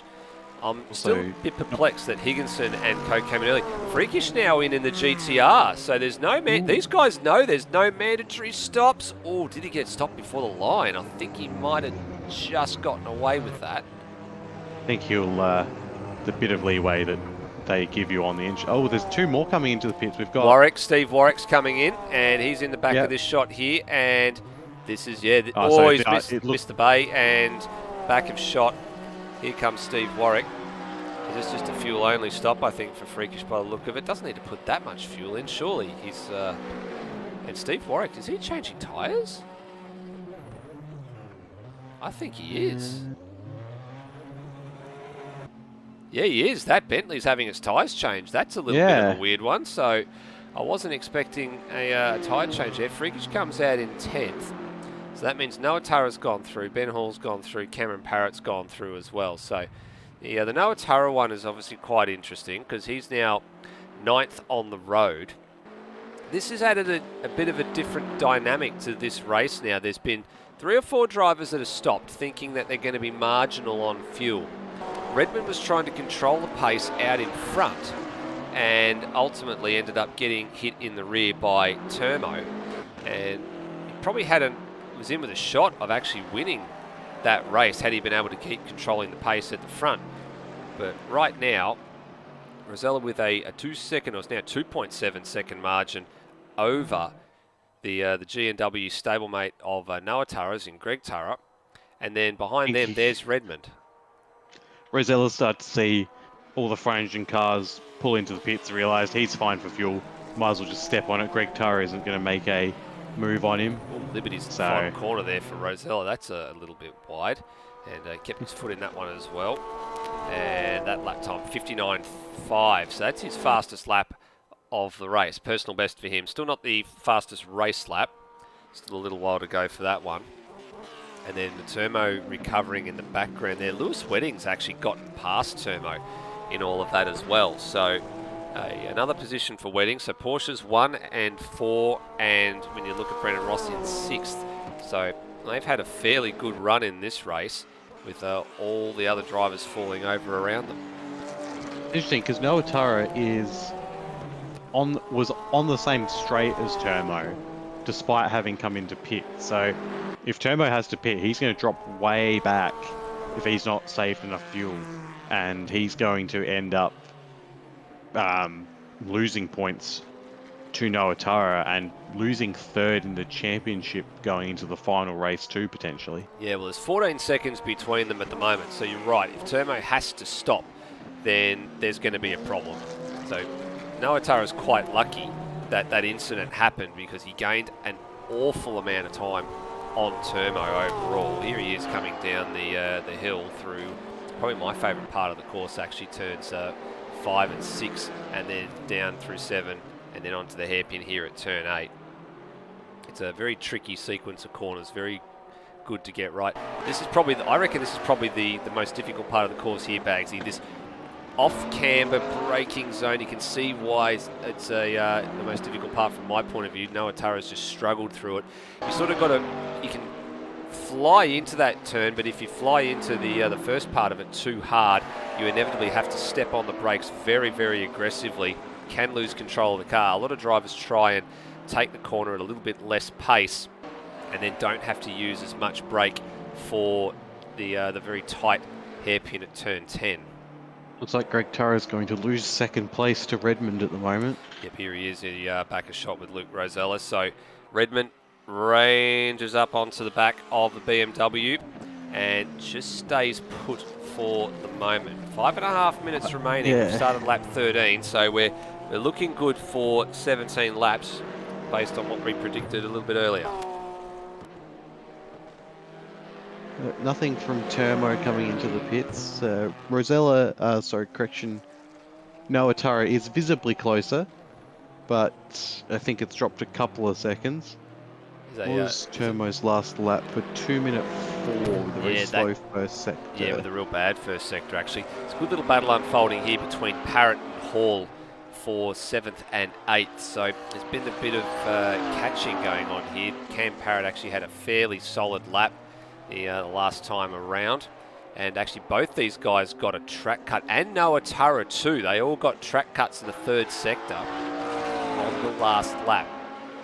Parrott's 2 sectors over Hall were actually pretty reasonable, and I think Hall actually may have made a mistake and passed him, but then Parrott's just doing his best to hang on to the vacuum, actually just rereading those sector times, and Hall had the better of the 2 sectors. So it looks like that actually was the other way around. I do apologise.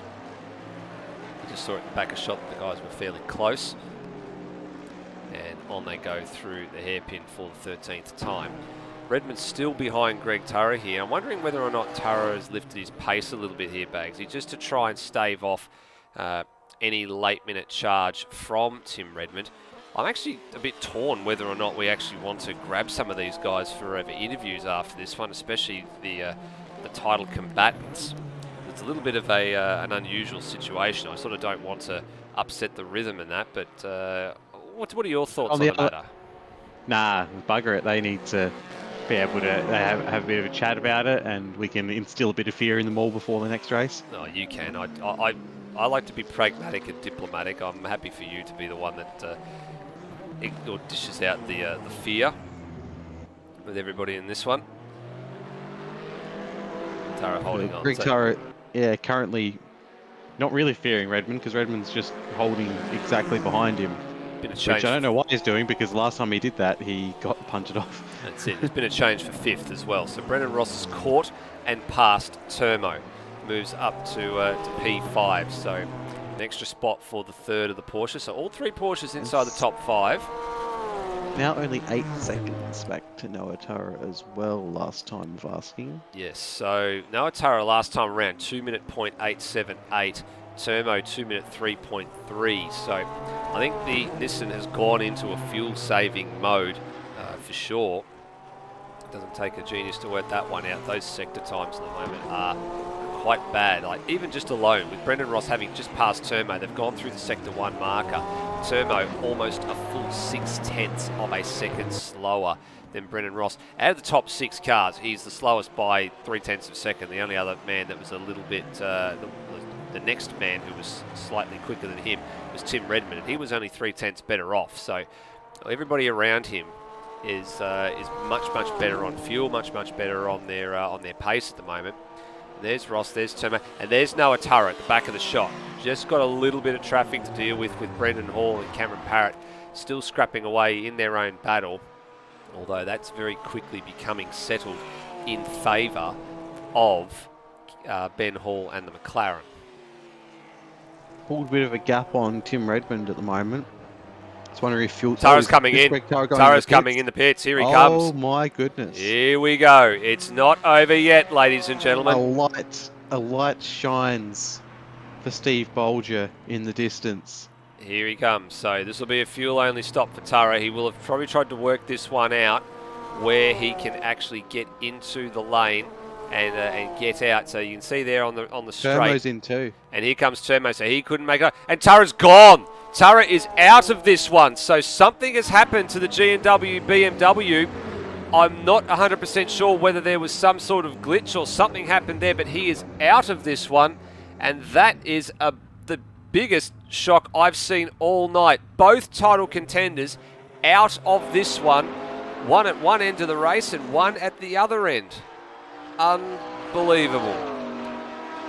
Well, so going to be a walk it in for Luke Rosella. Tim Redmond can just absolutely relax. He's got 10 seconds back to Lewis Wedding. Brendan Ross, we disappointed he didn't get through the field faster because he could have had a podium following Lewis Wedding through. But yeah, both championship winners out, which means it's going down to the last race.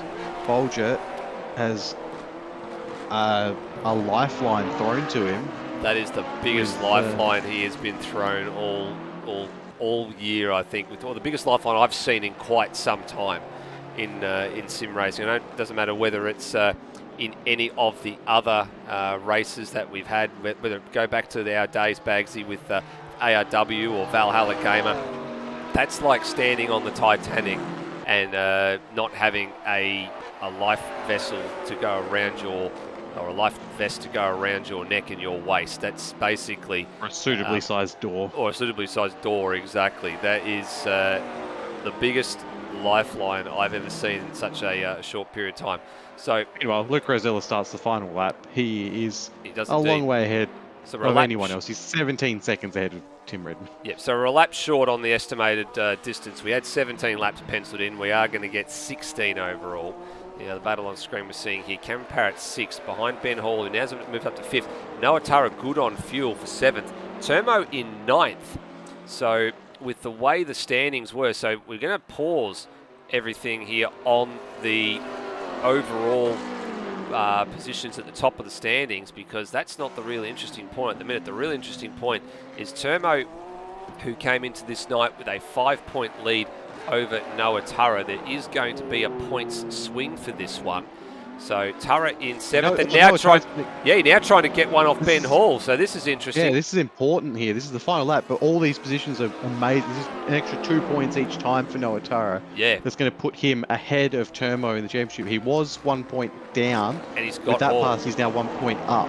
He can go 3 points up with passing Parrott. Yeah, correct. So at the moment, Noah Turra in 6th. That's going to net him 15 points. Turmo in 9th is going to net him 12 points. So this is currently a 3-point swing to Noah Turra. So it'll narrow the gap to 2 points for 3rd overall in the championship. If he can snaffle Parrott before this one's over, he'll get 16 points as opposed to Turmo's 12, and then it'll be down to 1. So this is ultra important for Noah Turra. We'll keep an eye on that one as the race finishes. Meanwhile, Luke Rosella has just got the one corner to go, and he's going to chalk up another win here in the sprint format. It's ironic that it's the sprint format for Luke Rosella that's delivered him the wins this year. Got both of them at Albert Park, and he got one of the two at Magny Cory. Actually DNF the other. There's a Playboy Nissan facing the wrong way at the final corner. Rosella with the win, and his 4th on the season. Redmond's going to get 2nd, and then a comfortable 3rd for Wedding. We go back to this battle that's still unfolding here. Parrott hanging on grimly as Turra takes a massive amount of track liberties. Uses them all up here. Now does Turra go for it into the final corner? Does he just try and drag race him down? He's going to go for it. Final corner. This is to make it 1 point. Can Parrott go the over-under? He's not going to be able to know. It just drives out of the corner. Goodbye for Parrott. Parrott's going to stay in the slipstream, though, as they come to the line. He's not going to get it back, though. Noah Turra with a beautiful final lap. 2 positions up to make it a 1 point difference in the last race for 3rd. Very important there. So Noah Turra to 5th, and before that it was Brendan Ross to 4th. Noah Turra 5th. Cameron Parrott in 6th place. Then you got Freakish in the GTR. It's actually pretty solid opening debut for him. He's going to finish where he started in P7. Turmo actually got up to 8th, so there was a late moment for Ben Hall, a DNF, so that's actually important for Turmo. He gets an extra point, so the gap is now 2 points, not 1. So Ben Hall with a late DNF. Don't know if that was a fuel-related issue or something going on there, but Glenn Miles was out of this one as well. So big swing in this championship fight, not just for the top honours, but for everything overall. Steve Warwick home in 9th. NZ Snipes on debut home in 10th for that one as well, and off they go at turn 1. So Higginson through the final corner for 11th, and then you got non-finishers for Hall and Miles, and Brian Walsh was a lap down. So I think Hall, Miles, and co will get enough to be classified. The question I've got is around how many laps did Greg Turra complete for this one? So it's a 14 laps. It's 14 laps, so we're going to have to do some math here because there is a 75. That is 75. That's 75%. There is a 75% rule in play here. So Greg Turra in 15th place. That is going to net points. him. Yeah, 12. That's a. No, sorry, 12 laps. Sorry, 12 laps is 75%. So yeah, so Greg Turra in 15th place. It's only 6 points, so it's not a huge amount. So we're going to have still important. That's the difference between first and he can come third and still claim the title. That is correct. So I did see Bolger in chat saying that it was a generous move. Can't say he would have done the same. I wonder if he's implying that Greg intentionally DNF'd there to make that happen, or if it was just a genuine incident. But it'll be interesting to find out. But yeah, that means that the scenario, because Greg will get points here, the scenario going into the final race is Bolger needs to outscore Turra by 6 points. Yeah, so that's an interesting point that we just need to work there. All right, so we've actually got a few drivers just getting ready to have a chat to us as well. So Lewis Wedding was P3, Redmond P2, and Rosella in position number 1. So they're joining us now, and we'll hopefully have them in just a few moments' time. So very, very interesting set of circumstances, Bagsy. I'll throw this one to you when our men join us up here. So here they come now. It's going to be one of those interesting nights, I think, with how this is all going to unfold. Let's start with the podium presentations for race number 1 this evening. Who are we going to start with? I reckon we'll just start at the top with Luke Rosella. It was a pretty easy race for you in the end, Luke. Everyone sort of fell by the wayside around you. But only time where it looked a bit tricky was when Redmond was up with you and past you. Was that just you more playing with your food, knowing that he was going to have to fuel save massively and just wanting some action, or were you trying to do a bit of fuel saving yourself? I think it was a bit of mind games, Spagsy. Yeah. Yeah, I don't really want him to have my slipstream the whole race because that's pretty much like a free kick in terms of saving fuel. I tried to let him pass on the straight, but he wasn't budging, so I did a bit of a fakie at turn 1. Went behind him and yeah, wanted him to use his fuel. Yeah. Bump drafting him down the straight. Yeah, it was a bit of games, but I sort of wanted Termo and Turra to get behind us and then bolt and then let them fight.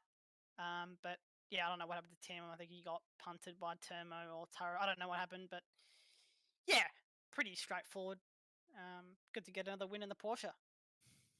Yeah, well, you're definitely the most successful driver in the Porsche this season. And really, you've been a sprint race specialist this season. What do you reckon the difference between your sprint races and your longer races? Is it the strategy that you're struggling with a bit more, or is it just that the Porsche happens to have been good at the tracks with the sprint races?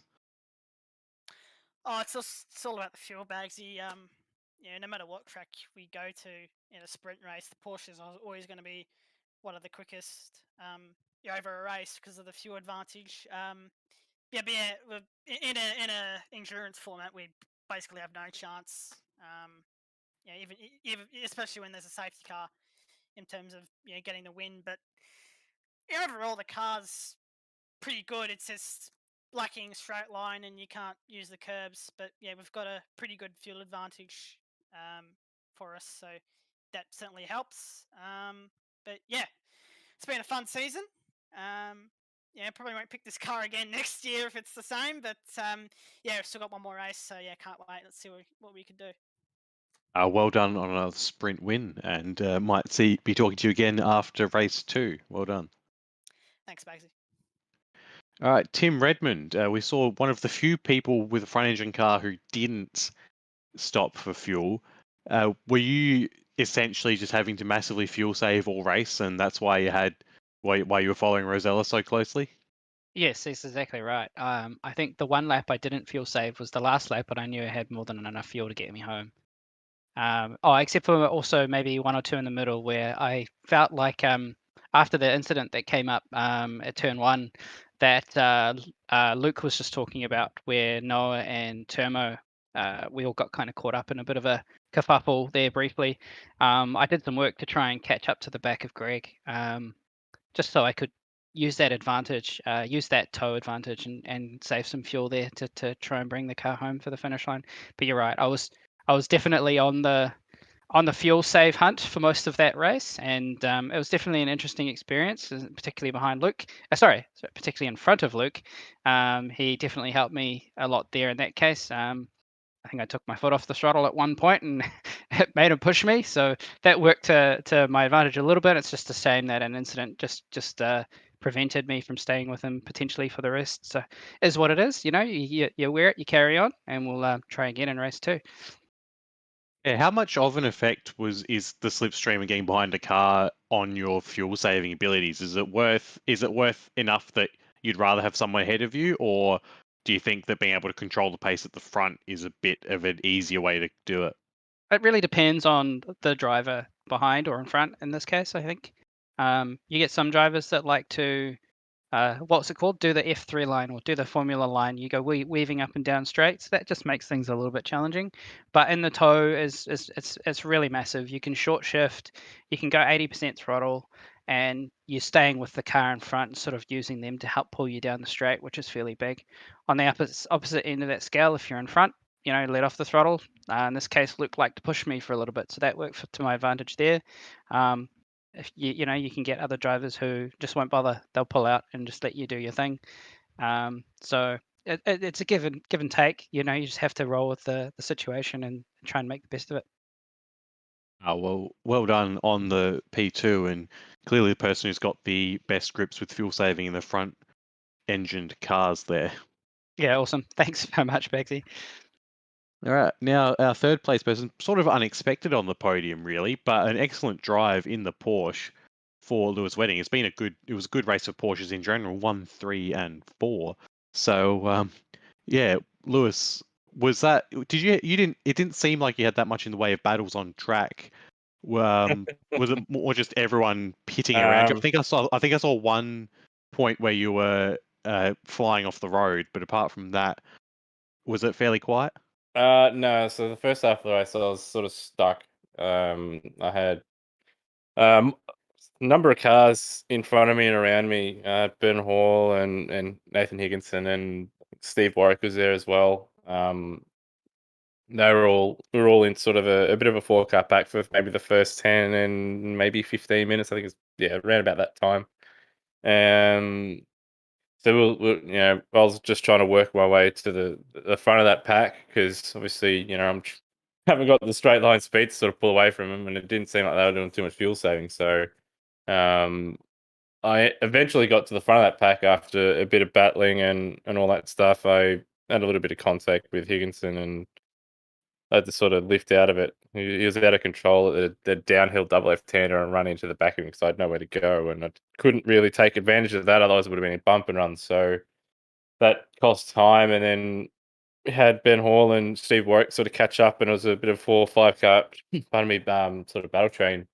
And then I finally got to the front of it. Ben Hall was behind me, and in turn 1, I don't know what happened, but I was traveling a straight line towards the outside of turn 1 there, and I don't know if Ben moved over or I tram tracked a little bit, but there was contact, and well, that was pretty much any chance of me having a particularly entertaining race gone, because the cars in front of me sort of all fell off the road one by one or pitted.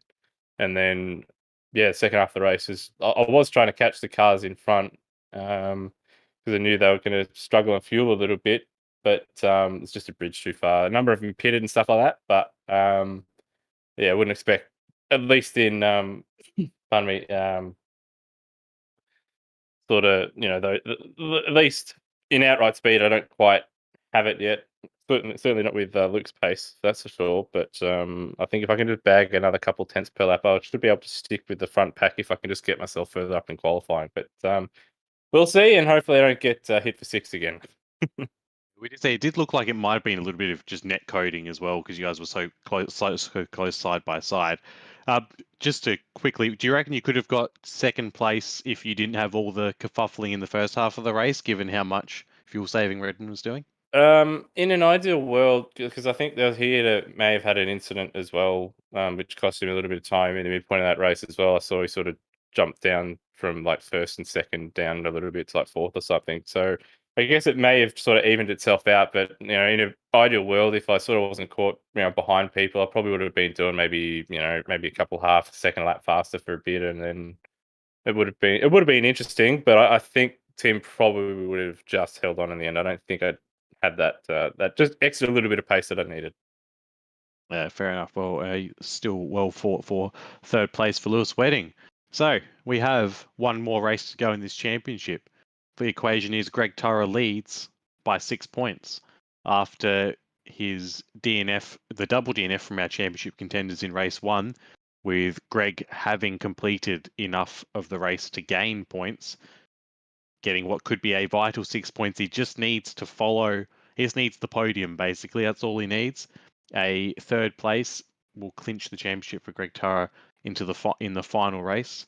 Bolger has to win and hope that Greg finishes fourth or worse. So going into what's going to be a very important qualifying session quite soon. Yeah, spot on. Just having a look at the numbers here as well, and you're right. So with the 25% classification, it will be a case that Steve Bolger does need to win this next race to have any hope of sewing that title up. The third and fourth place battle between Termo and Noah Turra, that does officially stand at 2 points to Termo's advantage in going into this next one. And then a bit further afield, you've got Lewis Wedding in fifth, 230 points, ahead of Luke Rosella. So Lewis Wedding's actually safe in fifth place at the moment. Cannot be beaten by Luke Rosella tonight on 201. Steve Warwick 191, and they've all leapfrogged ahead of Damon Woods. And Tim Redmond, if he has a good result in this one, he'll leap up to 8th overall in the standings ahead of Woods. And then that'll leave Nathan Higginson as the last man inside the top 10. So you're right, all to play for this one, and only a little bit of time, I guess, left in this GT3 season. Yeah, it's going to be, 30 minutes of racing left, but a 15-minute quali session that's really going to decide how things start off, because it's important for both of them not to be caught up in any incidents. We know Bolger has the outright pace and was realistically on track to win that race, or at least compete very closely with Rosella. So it's really the whole championship has changed significantly with that surprising DNF. And Greg's going into it not as well as he could have. He was very much in second and would have probably got second or third depending on how well he fuel saved. Rosella was pretty much unbeatable once Bolger was gone. But it's going to be, he could have been in a he just needs to finish the race scenario. Now it's a bit of pressure, needs to finish it in third, but at least it's easier than having to win the race. Yeah, spot on. So there is a little bit of pressure on Bolger's shoulders here for this next one. It's I don't know, I'm not sure how we go about pressure. We've got to look at what happened in the Monza round. I know we keep coming back to it, but there was a bit of stuff that happened there, and how he coped with that pressure. I guess there was a little from column A and a little from column B, wasn't there? There was all the dramas at the beginning of the race that he had. He got through all of those, sorted all of that, got going again. Safety car intervened, had some more dramas, had to fight his way back again. So I guess he can deal with the pressure, but it's a bit hard basically going at, I guess, and saying it's win or bust. That's the one thing he has to take out of this. It's win or bust, pure and simple. 100%. And the thing is that he's going to be having to compete with a very hot Luke Rosella at the moment. Luke is really, it's the sprint races where he's coming alive, and like he said, the pace disadvantage that the Porsche has really does get mitigated when they don't have to pit, just because the race lengths aren't enough to, and the fact there's usually safety cars means that there's just not enough opportunity for them to be able to use their superior fuel management because they're so far behind, and it's just makes it not viable. But when it's this sprint format, they're able to just push full pace when their rivals aren't, and it really gets them in a good position. As we saw by the end of the race, 3 Porsches in the top 4. Yeah, that was the big surprise to me for that one. The 3 Porsches inside the top 4, and a number of the front engine cars having to come in and make a stop for fuel. The only real major one we had there, that Redmond didn't have to make it, but did have the ability to save a couple of laps of fuel being out in front. We did see that the pace that you need to run is that 2:02 pace, or thereabouts, to actually make the fuel last the distance. Well, we could end up having a scenario this next race where we've got Bolger out the front leading. Greg Turra has to make a decision at the start of this race as to how he's going to approach it. Is he going to go for the fuel saving strategy and hope he can make it to the end without being passed by the Porsches? Or is he going to pit and make that his strategy, where he can just go flat out, but he will have to pass a lot of people and hope that he has the pace to catch the Porsches and pass them? Honestly, I think he should go with the Redmond strategy of just aggressively fuel saving, because at least then his destiny's in his own hands. Because the Porsches probably aren't going to qualify that well again. So if they aren't qualifying well, then he's got a better chance of that gap, that field spread, working to his advantage. Yep, you're spot on. I actually think that he's going to have to find a way to really save on the out lap as well, to make that one work. I don't think you can afford to stop. I actually would be interested to find out how much fuel Noah Turra actually had left after he made that stop. Actually, A, how much he started with, and B, how much he had left after the stop, because that's the perplexing one for me. Out of the 3 BMWs in the field, it was only Noah Turra and Nathan Higginson that stopped and went back out again. Obviously, there was dramas for Greg Turra, and we really don't have a true number on how he was going at that. So for me, it'll be interesting to see if the BMW could have made it on fuel, depending on how all that worked out. But I guess we'll never know. That's the important thing. Some people will probably keep those little secrets to themselves, I think. Definitely, at least until the end of this race. At least until the end of this race. Speaking of the end of this race, we've got qualifying 2 finally happening. So all drivers back in the server. That's very, very important. It means we've got a full field of 17. There was a little bit of a hold-up waiting for Brian I Come in Peace Walsh, as he's now affectionately called himself in the Discord. I'm stressed now. We haven't named him that. That's what he has named himself. As I don't know if it's a reference to E.T., the extraterrestrial, or what that's in reference to. But either way, he's in the server. We've got 17 drivers, and they're all filing out of pit lane, headed by the 43 of Redmond. Yeah, Redmond deciding he wants to be the first one out this time and get that bank lap. I'm not sure Bolger is now way back in the pack, though. He's behind the likes of Taipan, Freakish, Hall, Higginson. They're all so close to each other as well. So it's going to be interesting to see how they sort themselves out, because all these cars are faster than Bolger, but Bolger has people behind him as well, so he can't really stop to leave a gap. No, you're spot on. So actually, where is Bolger? He's actually buried, I wouldn't say buried in the field. He's got a little bit of space around him. He's actually being tailed at the moment by Luke Rosella, and ahead of him is the other Italian mark of the Lamborghini, Taipan. Qualified in the last round, but I think another recurrence of those steering wheel gremlins meant that he didn't partake in the first race tonight. So Bolger now, I think, is actually, I'm not sure if he's pulling over here, maybe to let Rosella go past. Actually, I think he is. He either has had some sort of a drama, or he wanted Rosella to go past, who wasn't going past, and has now... Oh, there's been friendly Porsche fire between Wedding and Rosella, and yes, boys, that was captured on the broadcast. And guess what? We're going to go have a look at a replay. Let's watch it again, just for fun. Yeah, second verse. That's you know, it's like the video game. Remember F1 World Grand Prix for Nintendo 64? It's, let's see that again. So we are going to see that again. And so what did Wedding do here? Well, he went past Brennan Ross, went hard at it, and Oh, he had no control going in there. yeah, that's a little bit unusual. Let's put it that way. I think the stewards probably will have noted that one as a maybe a slightly too aggressive situation with that one, but we'll wait to see what happens there. It's dropped Rosella a bit back through the order. It hasn't hurt the laps. That's the important thing. It's just delayed his arrival to the start-finish stripe to start the flying laps for Luke Rosella. So through goes Wedding, through goes Ross, behind them Rosella, Cam Parrott, and then Glenn Miles, and then Brian Walsh is the next man too. So interesting.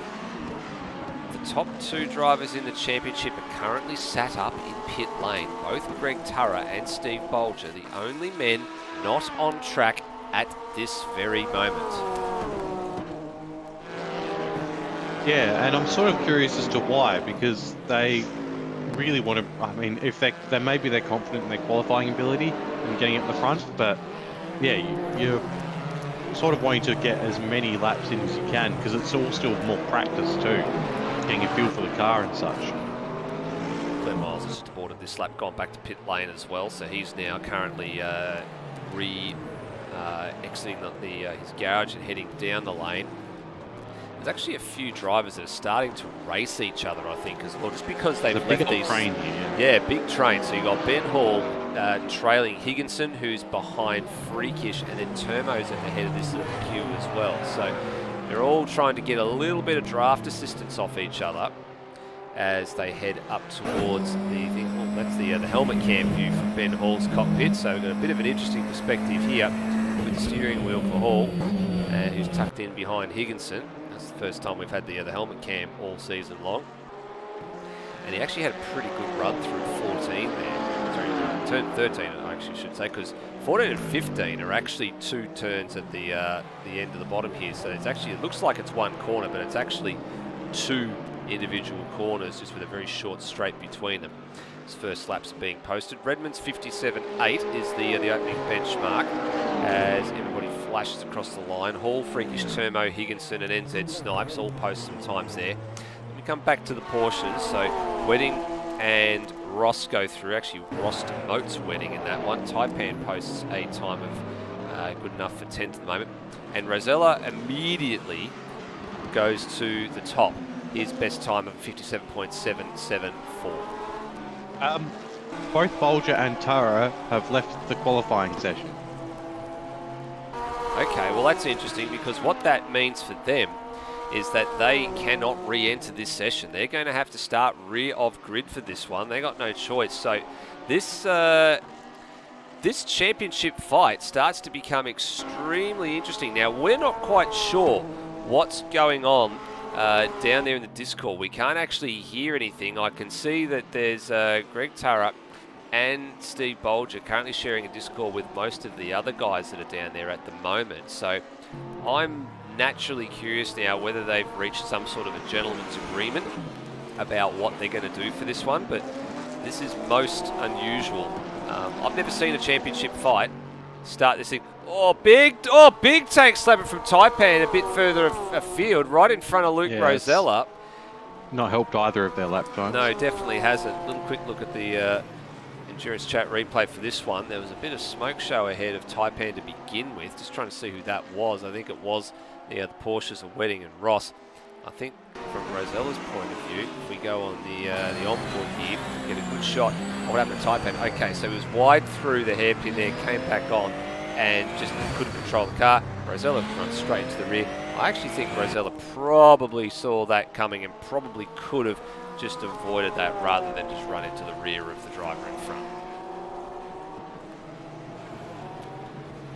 Yeah, well, at least it's a qualifying session, not the actual race, but still wasted laps for both of them, unfortunately. Yeah, big wasted lap. And the Wedding and Ross have come into the lane here, and they're going to go and top up some fuel, I think, and change boots and go again, whereas Rosella doesn't have to worry about it too much. Oh, just seen Lewis Wedding just right royally clout the pit wall on the entrance to his garage. So there's a few drivers out there that are a little bit frustrated. I think stewards will be having a little bit of a talking to at the end of this session. There's a few little silly acts going on.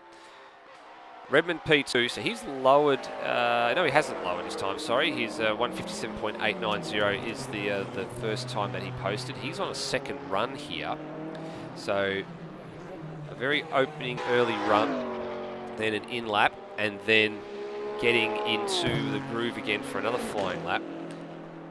So on the clock again is Turra, towing Higginson along. Only whose driver's yet to set times here. Glenn Miles, the only driver yet to post time in Quali 2. And he is one spot behind the current running order on his teammate Brian Walsh. So we'll get a bit more of an idea now of the lap times.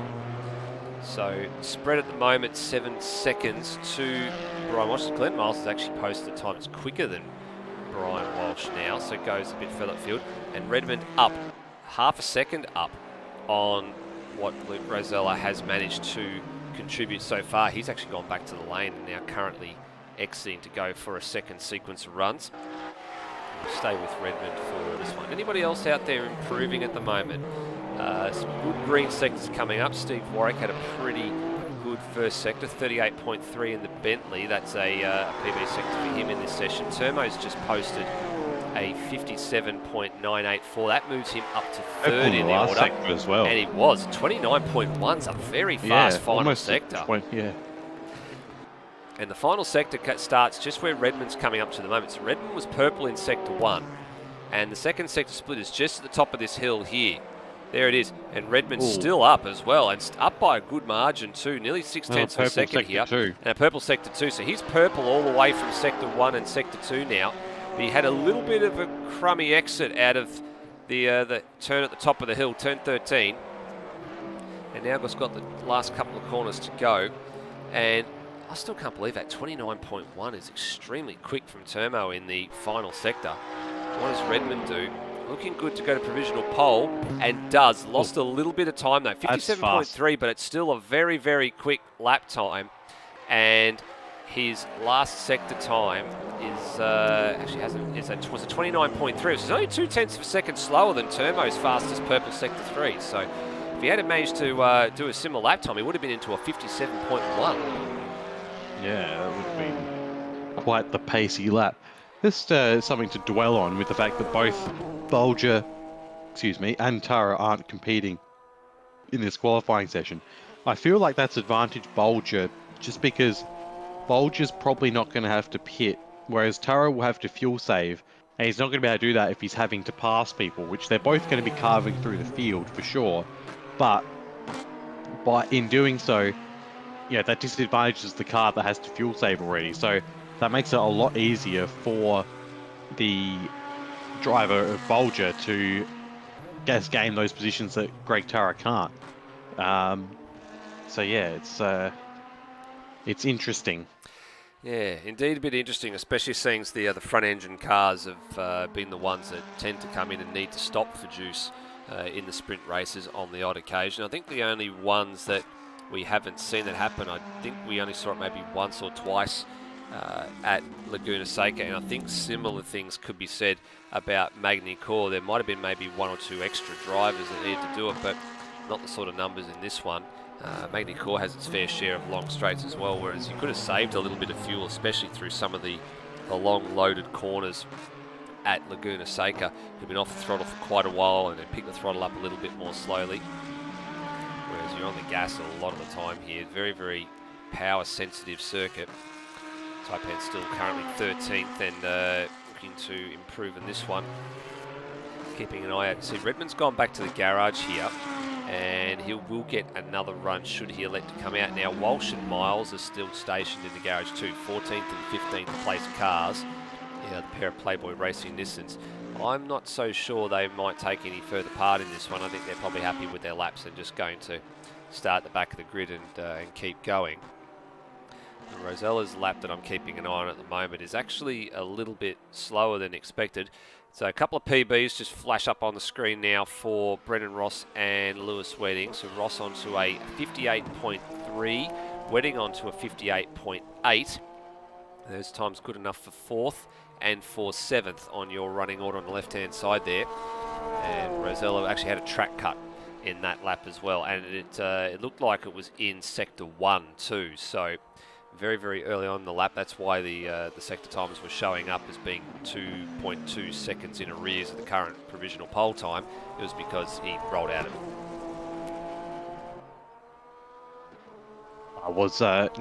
I haven't been paying attention. I've been working out the scenarios for who needs to finish where in terms of points. So I've been slightly distracted. I imagine so. So looking up at the moment, it's I think Bolger has just popped into the chat saying, "What a last to first challenge for a championship decider. What a great drama." So they're writing the novels, they're writing the pages of this history book very, very late in the season here. Taipan with another track cut, so he's got to go again. He's going to have another lap and probably will get one more in this one. Rosella pushing the limits through the infield section of the circuit. Localised yellow flag, I just noticed down at the first couple of corners. That's for Brendan Ross, who's had a spin and needs to get going again. Who's had a good run through this one and so far, Bagsy? Again, looking at Freakish, he's had a pretty handy run. The Nissan's been kind to him, so for this circuit and this car for him, he's actually acquitted himself pretty well. And there's a few drivers behind him, I think, that obviously won't set times in this one. So Turra and Bolger are the obvious two. Lewis Wedding probably has got some pace to get past this Nissan, but still very, very commendable performance so far on debut. He's been doing quite a good job, and really it was only fuel that caused him to drop positions towards the end of race number 1. So if he can manage to fuel save a little bit better in race number 2, then he could end up a lot higher. And I mean, he's got, depending on what happens, he's got the pace for a podium, really, if things fall his way. It has changed at the top. Rosella goes top. 3.5 tenths. 56.9. Yeah, so that is the, it's like the 3rd best lap that we've seen all week long. So Steve Bolger still has the top lap at a 56.852. So that's another 10th further on from Rosella's time. And I think that should probably do it. I don't think that Redmond probably has enough intake. And in fact, Redmond's in the garage. So Rosella actually realistically doesn't need to go again here. Some of the other drivers that do, Termo for one, because there's a battle for 3rd place overall in the standings that needs to be decided. With Noah Turra down in 8th as it stands right now. Termo up in 3rd. This is advantage Termo right now. Noah Turra was on a really good lap through the first sector, but he's absolutely butchered the first half of the second sector. So I do not think he's going to improve from his 8th place. That being said, there is less than a 10th of a second covering 5th to 8th. So if he can pull his finger out, he might have a chance, because he was a decent bit up on his personal best. Keeping an eye on Termo too. He's actually just coming down towards the hairpin here at turn 10. I think it is here, or turn 9. I keep forgetting the turn numbers here because they're all so different. Turn 8, that one, I think. Turn 8. So Noah Turra was a half a tenth up at 2nd sector. So you're right, Bags. If he can pull his finger out here, he stands to move up the order a couple of spots. And the checkered flag is out, so there's no more laps after this one. He's going to be the next man to greet that checkered flag. Rosella behind him. And Noah Turra improves the time and improves the place to 5th. So that demotes Ben Hall to 6th. He needed a 10th of a second, and he got a 10th of a second. Well, he got a 100th short of a 10th of a second because he didn't have much. He got 0.099 of a second. Rosella didn't need to improve on that one, so he stops on the main straight there, heads back to the garage. Setting almost identical lap time though, only 200ths in it. Yeah, not much at all there. So that's important for Turra to actually try and close that gap down. He's actually going to be line astern with Termo at the standing, at the rolling start too. So a few drivers just finishing up some laps here. We've got Taipan on screen at the moment. Looking a bit further down, we're looking for Cameron Parrott's leading a nice long queue of cars. He's got Freakish behind him, and then it looks like Higginson in the BMW M6 is behind them as well. There he is. And then Taipan's about to come around the final corner as well. So Parrot doesn't improve the time.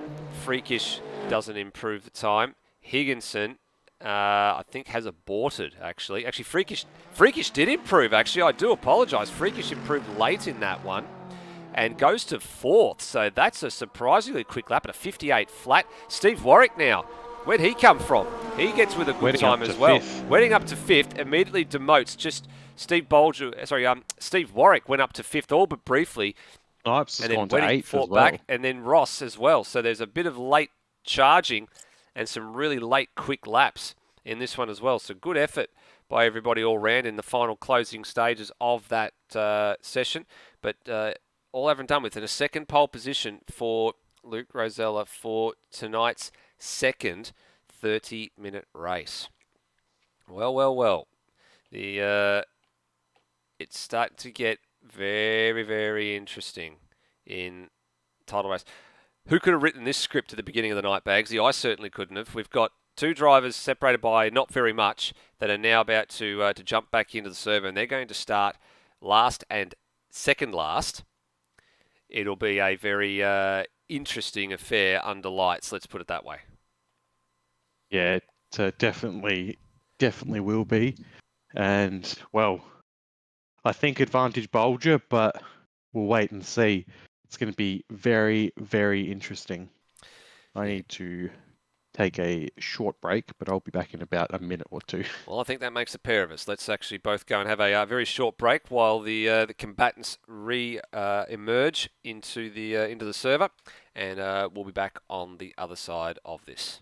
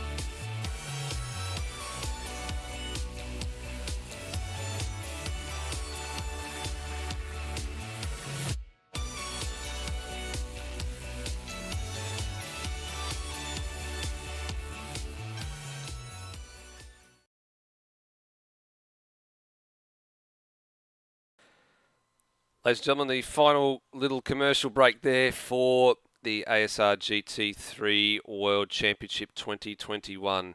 And I know a lot of the items on that calendar list are outdated now. They're in the past. There's not very many of them left to go. Just a race in the ARCs at a random track draw coming up this week. Then there's the Super Series final race from the Long Beach Street Circuit, which is actually the 1998 Long Beach layout, which is probably one of the favourite layouts, I think a personal favourite of mine for a long, long time.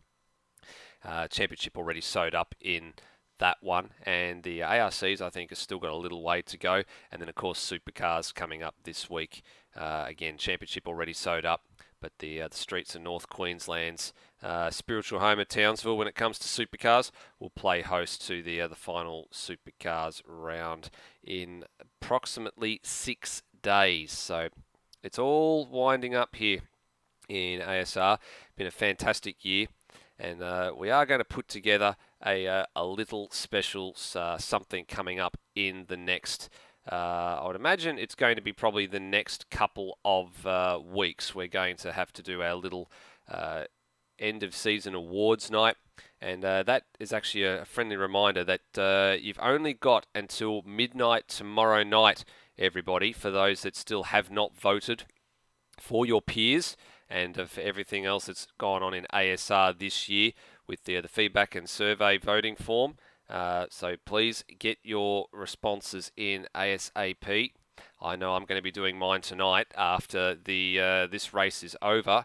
So it's fresh in my mind about anything interesting that happened over the course of the GT3 event tonight, just in case something comes up with a special moment of the year or something that I want to change my vote for. Commentators are allowed to vote. Spectators are allowed to vote, drivers and anyone that's participated throughout the whole entire season is allowed to vote, and you're voting on everything you've seen, everything you've driven in or been a part of.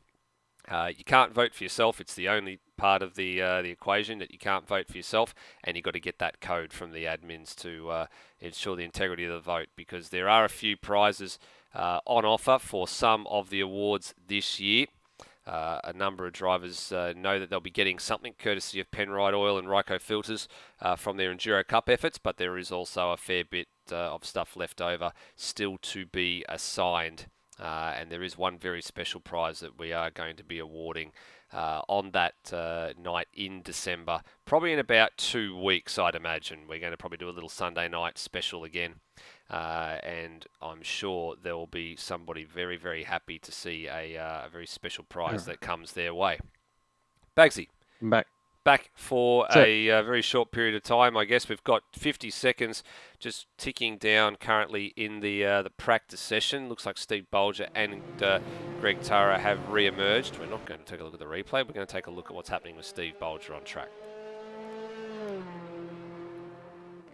Yeah, he's where are we at? He's just doing some hot lapping, getting prepared, trying to prove what time he could have set if he hadn't decided to go to the back. I'm still a bit perplexed by that move. I'm not 100% sure what happened. I guess we won't quite know until we actually probably go down and after this is over and see what these guys have all got to say for themselves. Because I mean, I wasn't expecting that to happen tonight, that they were both going to start rear grid in this one, and yet there would be all sorts of dramas going on. So I don't know. It's been an interesting weekend, I think, is probably the way to put it, as Bolger takes that Ferrari back to the garage for what will probably be the final time in this season before we go racing again. He was the only one on track then, I think, as well. Yeah, it was. It's been awfully sportsmanlike of both of them to just go and help each other out a couple of times each. I don't know if it means they lack the killer instinct that needs to win a championship, and we should just give it to the winner of Turbo and Turra, but Noah Turra, that is. But they're doing what they're doing, and it's nice to see everyone being nice to each other. And there couldn't be two nicer gentlemen to speak to week on week in the ASR Discord as well. Both have an utmost respect for each other on the track. They talk very well in the Discord and stuff as well. It's been a really big privilege to see these guys go at it, especially in the latter part of the season, because we expected that there was going to be a very, very interesting championship between them. They were sort of, when we looked at the calendar and the drivers that had entered throughout the season, we knew for sure that these guys would be up the pointy end of the field, that they were quick enough to contest at the test night held at Yakrapagua when I was actually away at Winton in, I think it was March, actually confirmed that there was these guys were going to be toward the pointy end of the standings. But we couldn't have written this script any better. And here we go for the final time, final parade lap in 2020 for GT3s. Luke Rosella again with the pole position and has absolutely smashed it out of the park. And as he said in his own words, the Porsche's really good on the sprint format. It doesn't have to worry about fuel. It's just got that straight line deficit that it needs to sort out. But I guess that's the trade-off with the Porsche, the straight line deficit versus the improved fuel economy. Tim Redmond, front row for the GTR wildcard team. He's had a couple of podiums in the last couple of rounds. Is he going to get another one tonight? He's in position to jump a bit further up the standings if he can muster that one. Turmo in third place, so this is 2 and 3. And in the battle with Noah Turra, that's very, very important for him. He's got a couple of extra spots on the BMW driver. Freakish makes the 3 Nissans in the top 4. Lewis Wedding, the second of the Porsches, in position 5. Steve Warwick, the Bentley in P6. That's an excellent qualifying from Steve Warwick, even with the Greg Turra and Steve Bolger starting at the back. Had they have qualified up into the pointy end of the field like they normally do, Warwick would have been starting in 8th, and it's still a very, very commendable performance in the Bentley. Brendan Ross, 7th for Porsche. The Craft Bamboo Racing 991 machine is there on your screen. NZ Snipes, the Mercedes, running the ERT livery, which has been vacated by the ERT drivers this season. He's in position 8. Noah Turra, he's got a lot of work to do to try and catch Turmo in this one. He's got to go for it, as they would say, lick that stamp and send it, and make up a few places. Ben Hall has the Optico McLaren in position number 10. There's back to Cameron Parrott in the International Motorsport Audi, who's done a fairly good job in the 2 rounds he's been a part of for the series. Nathan Higginson in 12th. Then comes Taipan in the first of the Italian marks in a Lamborghini. Brian Walsh, the first of the Playboy Nissans for Playboy Wildcat and Artmore. Then it's Glenn Miles, and then the championship contenders off the back. Steve Bolger, P16. Greg Turra, P17. Closing thoughts, Bagsy, before we go to green. Well, the safety car lights are out. Our championship contenders are at the back. Luke Rosella's probably going to win from the front because he's just a sprint race specialist. And all you need to know is we've got all the scenarios ready to go. We'll be quoting them every other lap, and you'll be bored of it by the end. But we will be crowning a GT3 winner at the end of this race. There are 30 minutes ahead of us. Luke Rosella and Tim Redford at the front, Greg Turra and Steve Bolger at the back. They're right at the... There's a bit of a deficit there. Rosella's gone. Redmond's right behind him, but at the back there was a big disadvantage for Greg Turra because his line was a lot further back, as there's a couple of penalties have popped up, but they'll probably be removed. At the front, actually, I've noticed something as well. Redmond's going to have a go, but they're almost 4 wide in the first corner. Turmo goes deep. Redmond and Freakish. And I've actually just noticed as well, there's been a bit of a drama. It doesn't look like the clock is counting down, so I think there's a bit of an issue here. There's the timer, the actual time that the race time is going for is it's caused a bit of a drama. So we might actually, I think maybe they've gone slightly too early. We'll wait to see what happens here. That's strange. The clock should have started. It's definitely on rolling. Yeah, and I think a number of drivers clocking up some penalties here as well. Absolutely gone flying off into the weeds. Yeah, so I think that there might be a red flag here. Yeah. So I think there might be... It's almost like they're still the game still thinks they're under safety car conditions, because I'm just looking at a lot of drivers, it's showing the car in front of them with, with the yellow markers above their head. So that's very strange, because the game decided that it didn't want to release the field. Yep, correct. So there's been a little bit of a drama there. So, geez, an anticlimactic start that one was. We've been faced with a red flag. So the stewards, obviously, that means they probably weren't happy with what was happening going on. I think there was a couple of stragglers off the back of the pack as well. Well, yeah, there was the line that I believe Higginson and Taipan, I think either Higginson or Taipan were a long way back compared to the person they were meant to be next to. So Bolger was actually ahead of, I think, Brian Walsh and Glenn Miles, just because their line, sorry, not Brian Walsh, Taipan and Glenn Miles, just because their line was so much further back. Yeah, I think so too. And I think, look, I know that Rosella had a slight little edge just going down the run into the start-finish line, but there was also a little bit of something going on at the back, and I just think that because of that, and I saw that I think behind Luke Rosella, Lewis Wedding was on one line, and then he changed to another line, I think realising he needed to be on the other side of the track, and maybe there was a little bit of something going on that just caused the officials just to throw the flag and say, nope, there's still a few dramas that needed to be sorted out here. Yeah, it seems like it's better to do that, especially because the race hadn't started, so there was not much that could be done in terms of you had to, nothing was counting, and it was just racking up penalties for everyone. So it was essentially a pretty useless start. Yeah, no, it was pretty much a fait accompli with that one. They pretty much had no choice but to throw that flag, and it's very, very rare. We haven't actually seen the clock not counting down for some time. And it looks like everything's just being sorted here, getting everybody into position. So hopefully we won't be too far away from going again here, and everybody just getting a little bit of I guess a reprieve. So they've been told that they'll be advancing in a few seconds, and with a bit of luck we'll be back to racing once again. So false start. Jeez, it's been everything tonight, hasn't it? We've had the DNFs of Bolger and Turra in race 1. They're now starting at the back in race 2. We've now then found we've had a false start for this second one. We've had the championship battle between Turmo and Noah Turra close right up. So there's only a couple of points between them. It's gone from being 5 points to 2 points. What else is around the corner?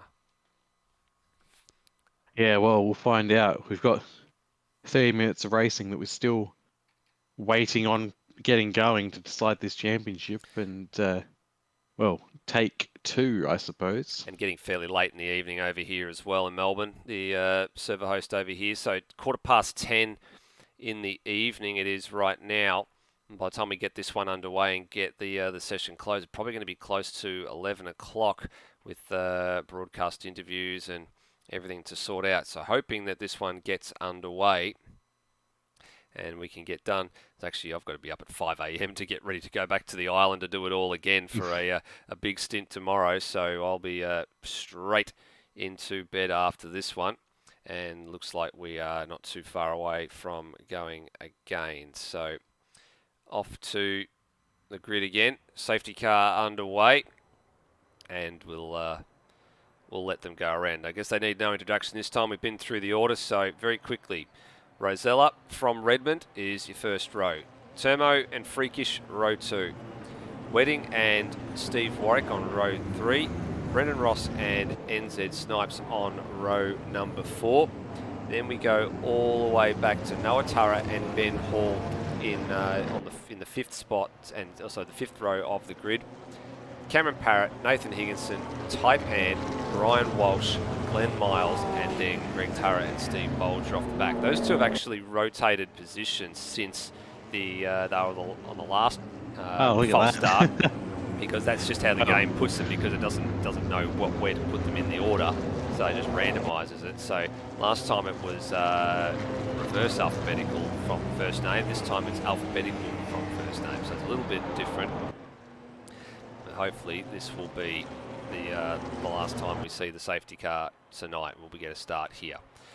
From an ASR admin point of view, there's while we're on this formation lap, there are plenty of thanks to go out for making this one possible. There's been a lot of work gone into the mod to try and get the BOP balance as good as it could possibly be. There were several admins involved in the testing, but it was an enormous project in itself for Lewis Wedding to try and make that happen this year, not only to get the fuel mileage and the big advantages and disadvantages for each car set correct, giving each car a physics set, or keeping everything, so all the front engine cars getting the same physics set but their own engine sounds, all the cars getting the same tyre as well. That was one thing that had been picked up in previous seasons. There was some differences there, so it's a big thanks is owed to him for this one, as well as a lot of the track work that's gone on too. So too Brendan Ross has had a hand in a bit of the track work. Yourself, Bagsy, Michael the Floodman Zalavari for a commentary this year. It's always turned it on for GT3, and of course the one thing, or the other two things missing, is the fans that the drivers that watch this back every round, and those are in the live chat at the moment. A hello to you, and thank you for staying with us for this one. And of course the drivers that have given up their Saturday nights on 10 occasions this year. It's not easy giving up a Saturday night, but it's been an experiment, Also, and it's been a joy. Before we start the race, I'll get a quick thank you into you as well, Nether, because your tireless efforts helping put this and many other series together, and doing this and setting up the service and getting everything going. Yeah, you've done an excellent job, as well as the other admins. I feel like you get thanked the least out of all of them.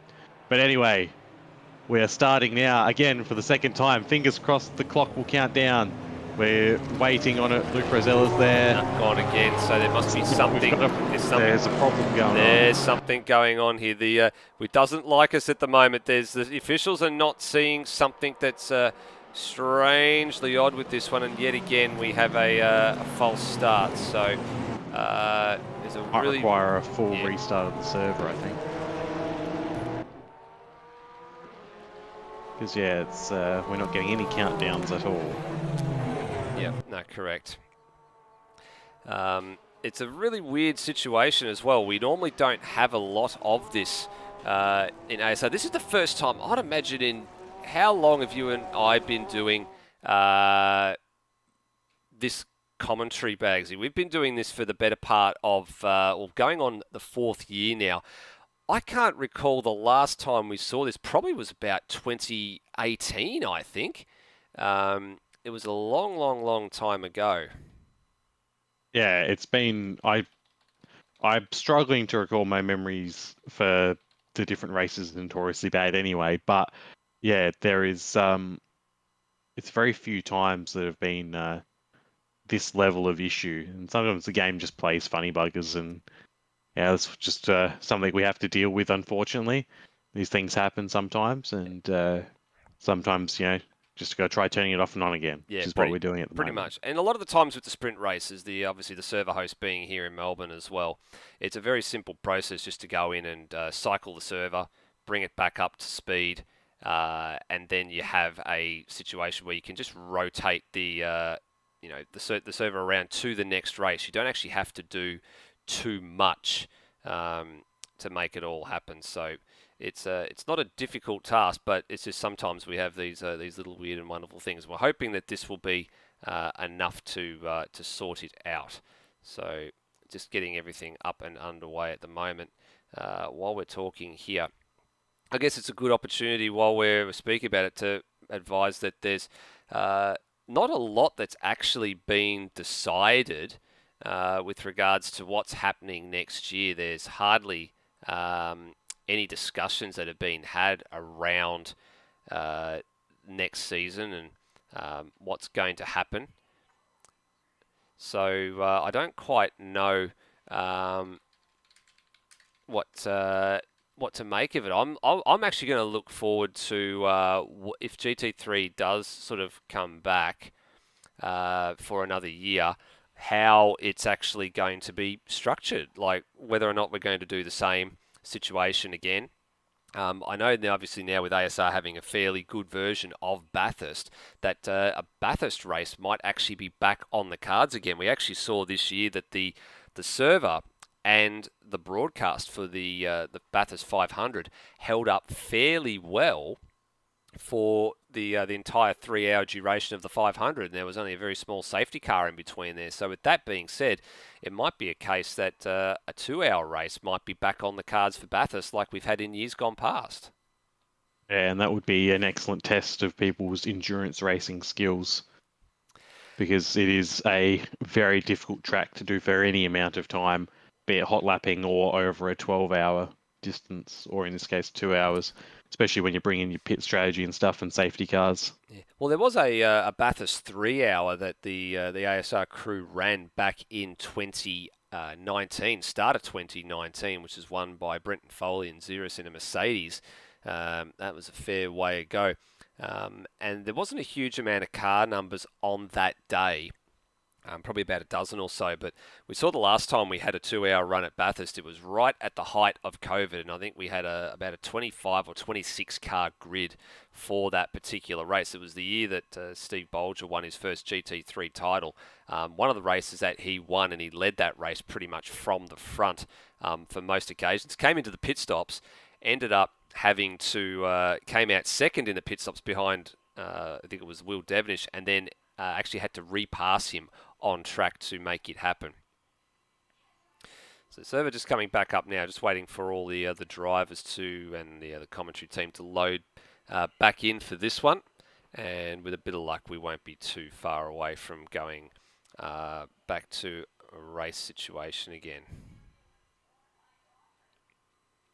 Yes, loading in myself now. Yes, so it's a I guess we call it the weird and the weird and the wonderful. I guess we can call with everything going on here. It looks like we've actually got everybody in pretty quick, which is good to see. Means we don't have to hang around and wait for too long.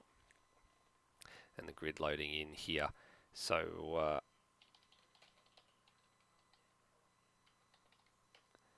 bit of a hard act to coordinate, I think, sometimes as well with not only doing the broadcasting on here, but moving everybody around and getting things ready to go. And everybody in very, very quickly, which is really good to see.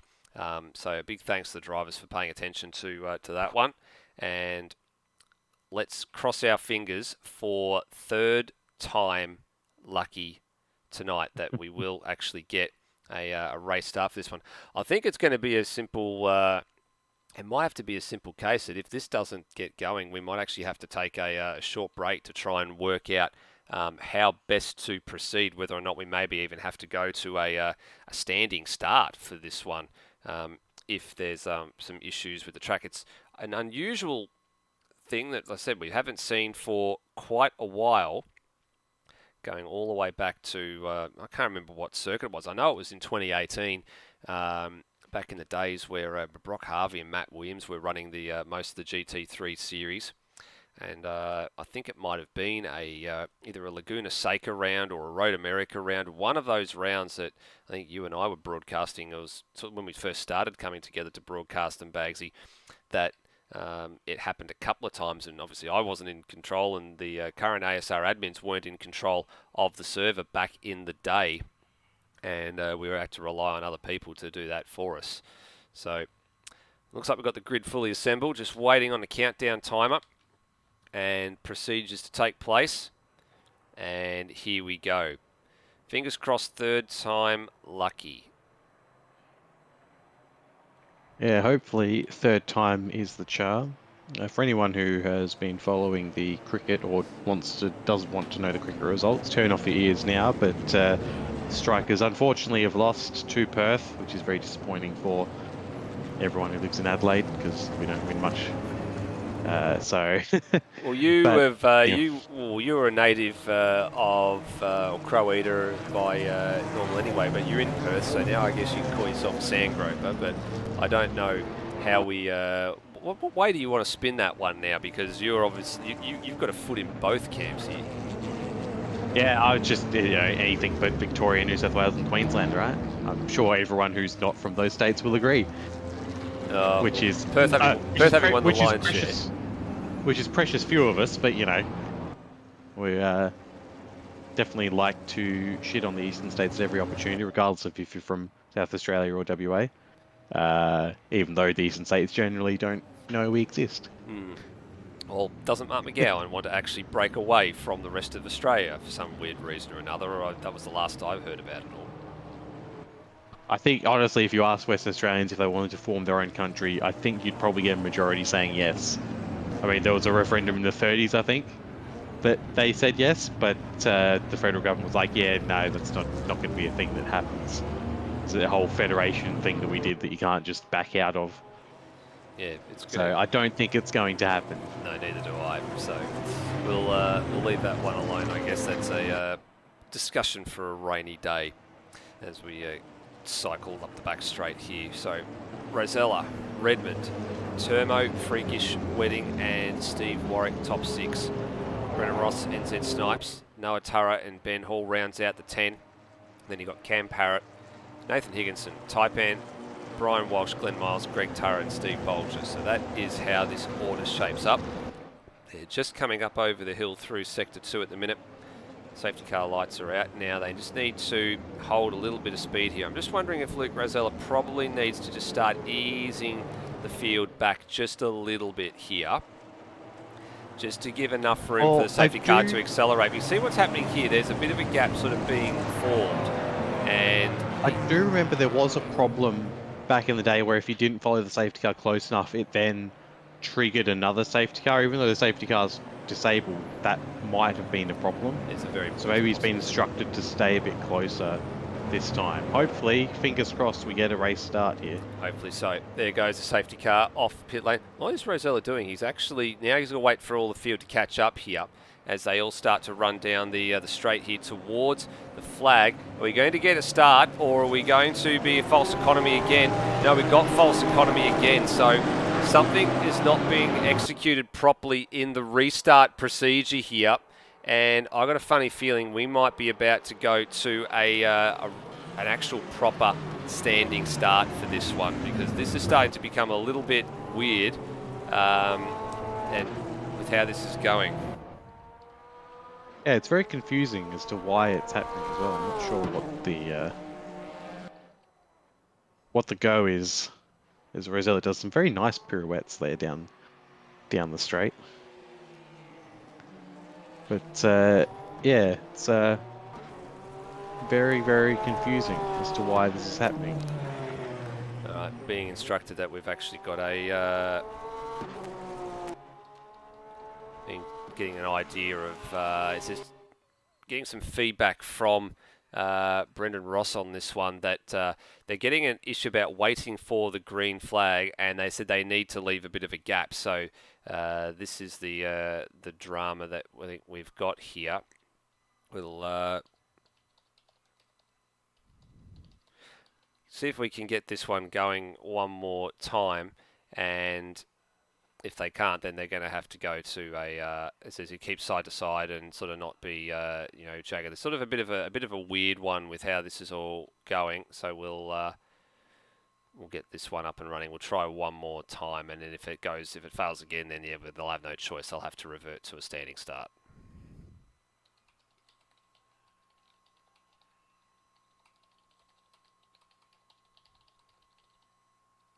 Oh.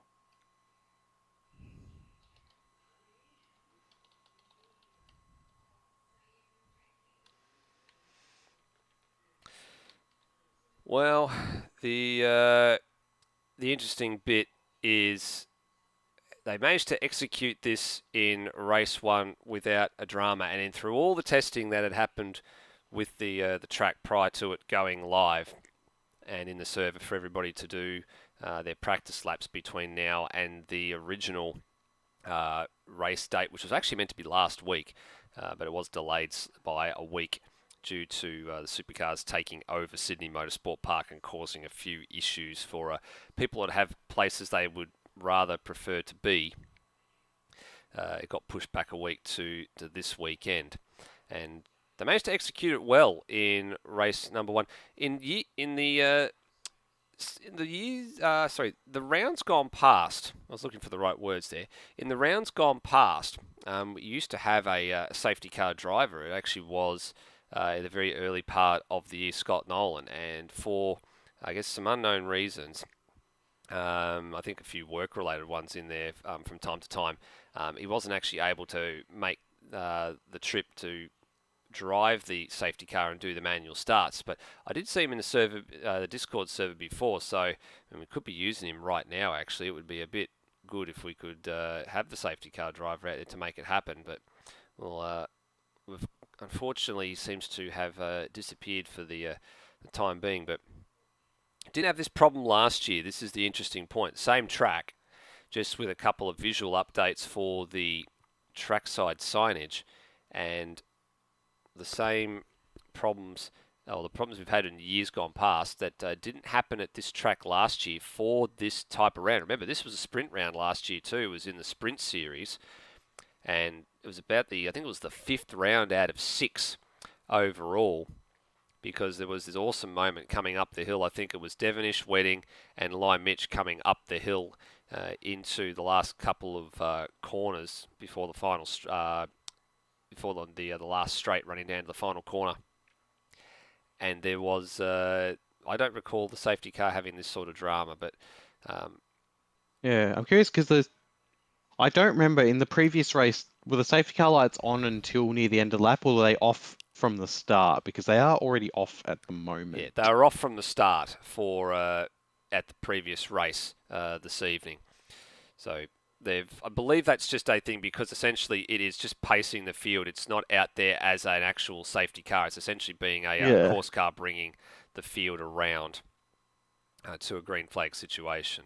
So we'll see how we go. And I believe at the sprint rounds we've had for Magny-Cours as well, the same applied. There was the lights on the top of the car were not lit.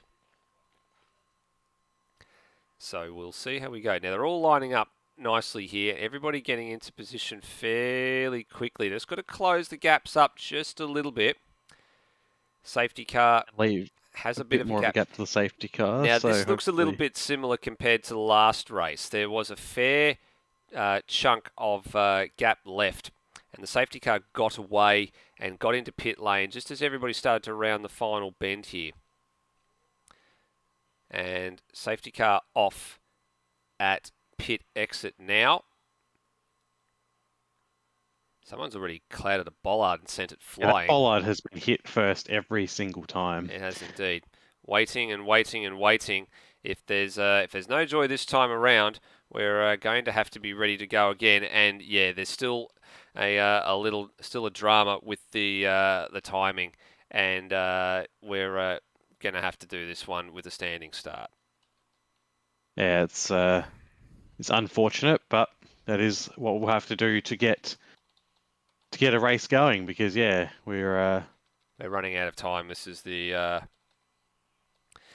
drama that we've unfortunately put ourselves in with some really unusual situations. We've just been keeping an eye on that one. So we were hoping to keep an eye on that one just behind the scenes, guys, and we didn't want to actually have to cut to the action on the track without the need to actually go and make that happen. So we're going to go off and we're going to do a formation standing start for this one, and we'll set the grid and we'll make this one work. So apologies to everybody at home. It's a really unfortunate set of circumstances we find ourselves in. We've been fairly good all night long. We then end up with a drama such as this, so we can't quite put our finger on why. I'm sure there'll be some logs being trawled through after this one to understand why there was so much trouble getting this one going. But we've essentially gone to a formation start. So it was a bit the first formation start we've had at GT3s in a very, very, very long time. if ever, have we had a I think there was race one up for GT3s? a while ago. I think it might have been an accidental standing start, very, very early in the 2018 season. But it took a little while for that to happen again. It would have been one of those ones where the server wasn't set correctly, and I guess whoever was running them at the time couldn't actually be bothered actually making the change to get it to happen. So we are going to get a formation lap, and we will get a. We won't have a warm-up session, but we're going to set the grid. We'll have the warm-up lap and formation lap, and we'll go from there.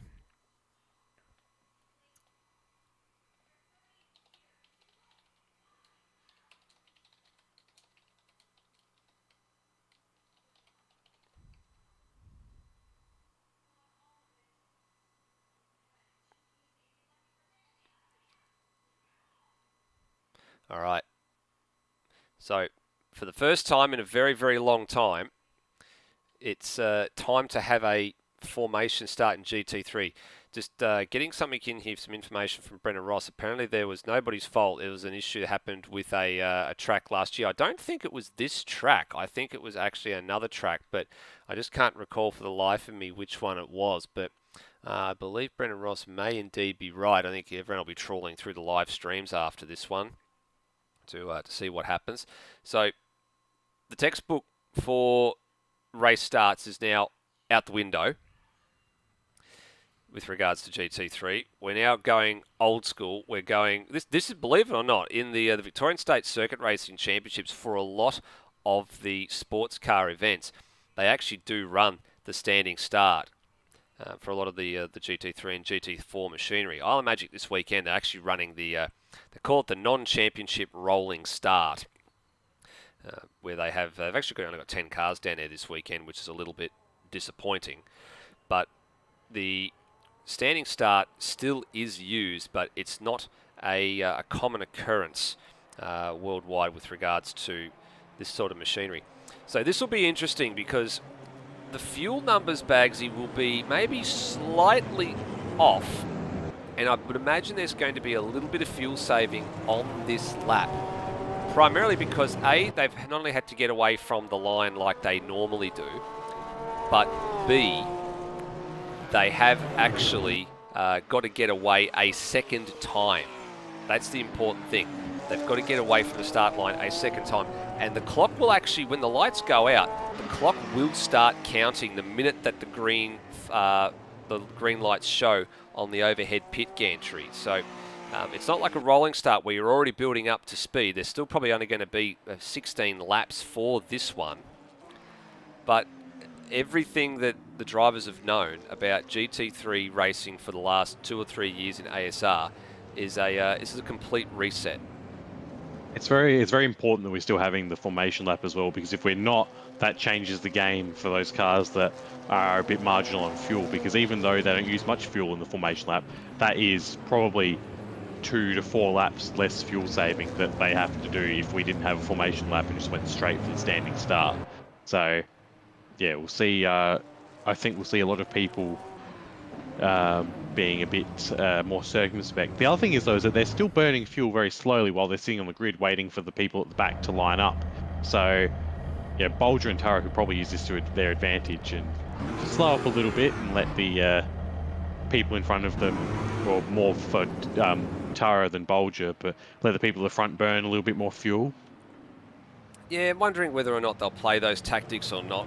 I guess the game at the end of the day is, I mean, Rosella, I can see, took them out fairly hard on this out lap and had a little bit of a gap, so he knows that the Porsche will be fairly good on fuel, but trying to drag some of the front engine cars that probably want to do a little bit of lift and coast and put a bit of clutch in and try and save a bit of that precious juice.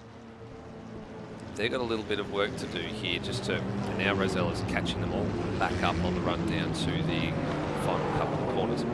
Now the other else we haven't pointed out is how some cars are better with a standing start than... You took the words right out of my mouth. That was going to be my next point, is that the acceleration of a lot of these cars will be in question here. From a standing start, we don't know what the numbers are.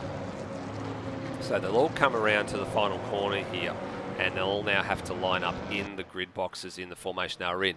Now, keep in mind, the front engine cars, so the Nissans, the Bentley, and the BMWs, a lot further down the straight do. too. Yeah, they all have the same physics as well. So, and the same, base set of physics. So they're all their start to, 0 to 100 kilometers an hour time is going to be the same as each other. So all the front engine cars, in theory, should get away from the line fairly similarly overall. All right, we've got a start here. So everyone's lined up. 1 light, 2 light, 3 light, 4 lights. You know what happens next. Go! And off the start line, a penalty for Glenn Miles for a jump start. So drive-through penalty for Glenn Miles. Immediately, Rosella to the inside to cover off the attack from the Nissans. And here they come, ranging up over his left shoulder. But then there's no room for them to make their way through. And Redmond holds P2, Turmo holds P3, and through turn 3 we go and up to turn 4. Greg Turra has been a lot more aggressive at the back than Steve Bolger. He's gained 3 positions already. He's positioned himself well going into turn 4 to try and gain some more. But Bolger has been just very careful. He's tiptoeing around these guys at the back. Greg Turra on the offensive. He is on the offensive, big time on the offensive actually as well. Staying with Rosella for the minute, looking a bit further afield. There's Walsh and Miles. We just lost one of the second machine sprint. There's Bolger. So he's very much down this field at the moment and needs to fight his way through. Up to 14th. He's now behind Greg, so that's what he wants. Greg's trying to go around the outside of time. Oh, he's gone very deep though into turn 8, so yeah, he's alongside with Bolger. Yes, indeed. So now championship combatants side by side as they head up towards the tricky part of the course. So the bit that starts to go up the hill. There's Taipan ahead of them. He's just started to duck and dive around in behind the Bentley of Steve Warwick as they head up this hill. Yeah, we just had a little bit of a drama here. Looks like we've actually lost the second machine just for a moment. It's no fault of anybody's own. There's been a little bit of a drama there, just getting that one to behave itself. And we'll hopefully won't be too far away from getting that one back. So for the moment, Bolger and Turra fighting their way through the field, 12th and 13th respectively now. Another position for Bolger. Wedding's round. A little bit of a touch there, and Wedding around at the final corner. So there he is, just trying to get himself back on and into position there. Did he do that all on his own, or did he get some assistance? Let's have a little bit of a look here. Tucked in behind Freakish, wondering if there was a move that was tried to be made down here at the final couple of corners. He was a long way back. Well, straight into the pit. And Wedding and... yeah, Wedding just lost it by himself. Yeah, that's a racing incident, that one, from my point of view. I mean, he was fairly alongside, just maybe a little bit overcommitted into the corner. So from our perspective, that looks like it's a fairly easy sort of a hold there as Miles coming through. That's to serve the drive-through penalty that he had from the jump start. So that's all said and done. And the man that Wedding was battling with there, Freakish, is now on his way to the bottom of the infield part of the course. And he's actually got Noah Turra behind him. So importantly, Turmo and Noah Turra have not sort of gained or lost too much ground to each other in the points-wise. Where that stands right now with Turmo and Turra is, I think there's about might actually be fairly close on the points. So standing, say, a third place finish at the moment as it stands for Turmo would yield him 20 points. Turra in 5th would get 16. So with Turmo already having 2-point advantage, that's another 4-point swing back Turmo's way. So essentially to go back almost to where we started the night between them. And already Noah Turra realises this, that he needs to get past Freakish quickly. There's something else that's going to be important is where Bolger and Greg Turra are compared to the leaders. So at the moment, we're only 2 laps in, but they're already almost 10 seconds off Luke Rosella. And we know that Greg Turra only needs to make 3rd if Bolger ends up 1st. But if Bolger can only get up to, say, 3rd position, then all that Greg Turra needs is a 7th place, which he's only 4 places away from. So it's looking difficult for Bolger at the moment. Turra's really on the charge though. I'm worried he's not really fuel saving. They're 3 wide going down to the first corner. Yeah, big 3 wide moment here. You can see, so behind Freakish, you can see here they are. Higginson, Hall, Snipes, little bit of paint exchange going on there as well. Oh, there's trying to fit a square peg in a round hole right there. Higginson almost got his ears boxed in, almost got pinched Brendan to the Ross point where he nearly went around. And you're right, Rossi's now buying into this one as well. That was a very hair-raising moment for Higginson. He was caught in a really awkward position there and almost was spat out toward the left-hand side fence. I was going to say, that was a beautiful zip merge from all of them there. Zip merge, that's an interesting one. I've never heard that in racing before. They'd have no place on South Australian roads, that's for sure. Oh yeah, I was about to say they'd probably have no place over here as well.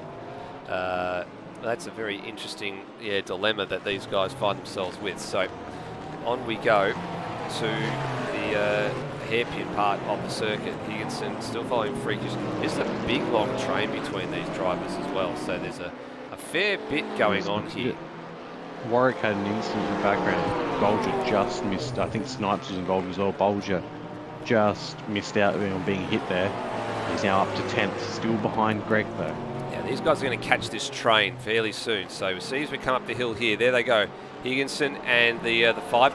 There's Turra, there's Bolger, so they're not that far away. What do we do on the points calculations? Let's have a look here and see what they're actually up against. So when we look at the standings, it is Turra currently sitting in 9th, so he would be comfortably ahead here. 9th place gives you 12 points, 10th place gives you 11, so he would win the championship by 7 points. There wouldn't be much in it at all. Fastest lap for Rosella, 58.970. So a good lap for Luke Rosella out in front. Plain sailing out in front of them. He's got a 2.6 second margin right now. 2.7 actually. Yeah, he's just absolutely walking away with this one. I think Tim Redmond's put on the fuel-saving shoes early. Evasive action having to be required by Ben Hall. Open the door very quickly for Brendan Ross, who said, thank you very much, I'll have that one. And now Greg Turra up to 8th, and now it's back to Bolger, challenging Freakish for 9th. So Freakish has gone backwards in the opening stanza here. It's lost 6 places, and there goes the Ferrari through into position number 9. So staying every step of the way with Greg Turra for this one. It's not enough at the moment though, because he needs to make up so many more positions. He essentially needs to be 6 positions ahead of Greg until you start getting to 4th and 5th place when it changes. That's when the equation starts to change. But yeah, he's at the moment it's advantage Greg. It definitely is, and it's a very big. The longer this goes on as well, the more taller of a task it becomes for Steve Bolger to secure GT3 title number 2. So, just following the wheel tracks with Turra here, I'm just wondering whether or not he's just playing that card of just got to wait and see and just hope. I think maybe his fingers crossed, everything's crossed, just praying that there's actually going to be some sort of an incident that would mean he'll be able to claw some of those points back. The next men that they're going to come up on the back of is Ben Hall and Brendan Ross. And there they are. Actually, they've also got Nathan Higginson with them as well. So this could get really feisty, especially with Higginson at the head of the queue as he runs down to the final corner here. Brendan Ross is going to have a pretty good bird's eye view of Higginson's sideways movements, antics, and Ross actually had, you're right, he did have a bit of a wobble through the last couple of corners. McLaren might actually have some legs in a straight line here to get past the Porsche. It's got really good acceleration and top end speed. It's almost like it fits into the front engine car category sometimes, but there's actually, Noah Turra in.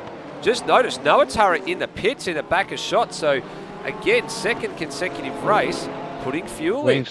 Wedding's round again. He just tried for a 2 for 1 into the first corner. It didn't work. You're going to have to go back and see what's happened to Lewis there, because he's did he send that one fairly hard though too, because it's the second time he's been involved in a couple of these skirmishes here. Who is he fighting with? So it's Freakish and NZ Snipe, so we're involved in their own little battle as well. They stayed well wide here, so that's not too bad from him. And did he just get this upset? Was there any contact? A little bit of wheel-to-wheel contact, I think, as well, as Freakish tried to leave him some room and spins the Competition Motorsports Porsche to the inside. Brendan Ross got by on Higginson. Higginson got him back. Greg Turra and Bolger. Bolger's being a lot more aggressive on Greg now. He knows that there's only 20 minutes left in this race. He's got to get a move on because he needs to start putting some cars between himself and Turra if he wants to have a chance here. Yeah, he needs or at to. least making it so that Turra has to pit because he's not able to save enough fuel. That's right. So Turra at the moment can just have the luxury of just sitting back here. He's the one that doesn't have to do a lot of extra work in this one.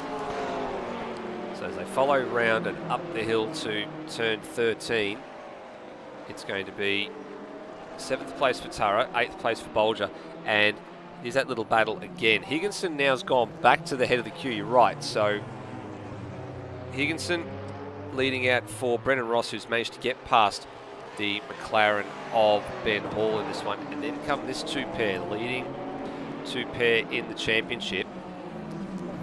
And through the final corner they go. Bolger has an okay run. Here we go. Look at the draft. The draft's starting to take effect now. Now he decides to pull out of the slipstream and head down towards turn 1. Is he going to get a pass on the brakes? Likewise, Brendan Ross is trying to do the same thing on Higginson here. And this will be a pass for Steve Bolger, and he gets it done. Now, if he sat behind there for a little while and saved a bit of fuel, which we have seen him do on a couple of occasions in these sprint races to try and stretch the Ferrari's fuel mileage, this might now be the case and the point in time where he decides it's time to put the hammer down. Well, that's the thing, there's definitely enough time in the race for him to catch and pass these 3 and probably get Turmo and Redmond as well. At the moment, they're only 8 seconds up the road, so there's definitely possible.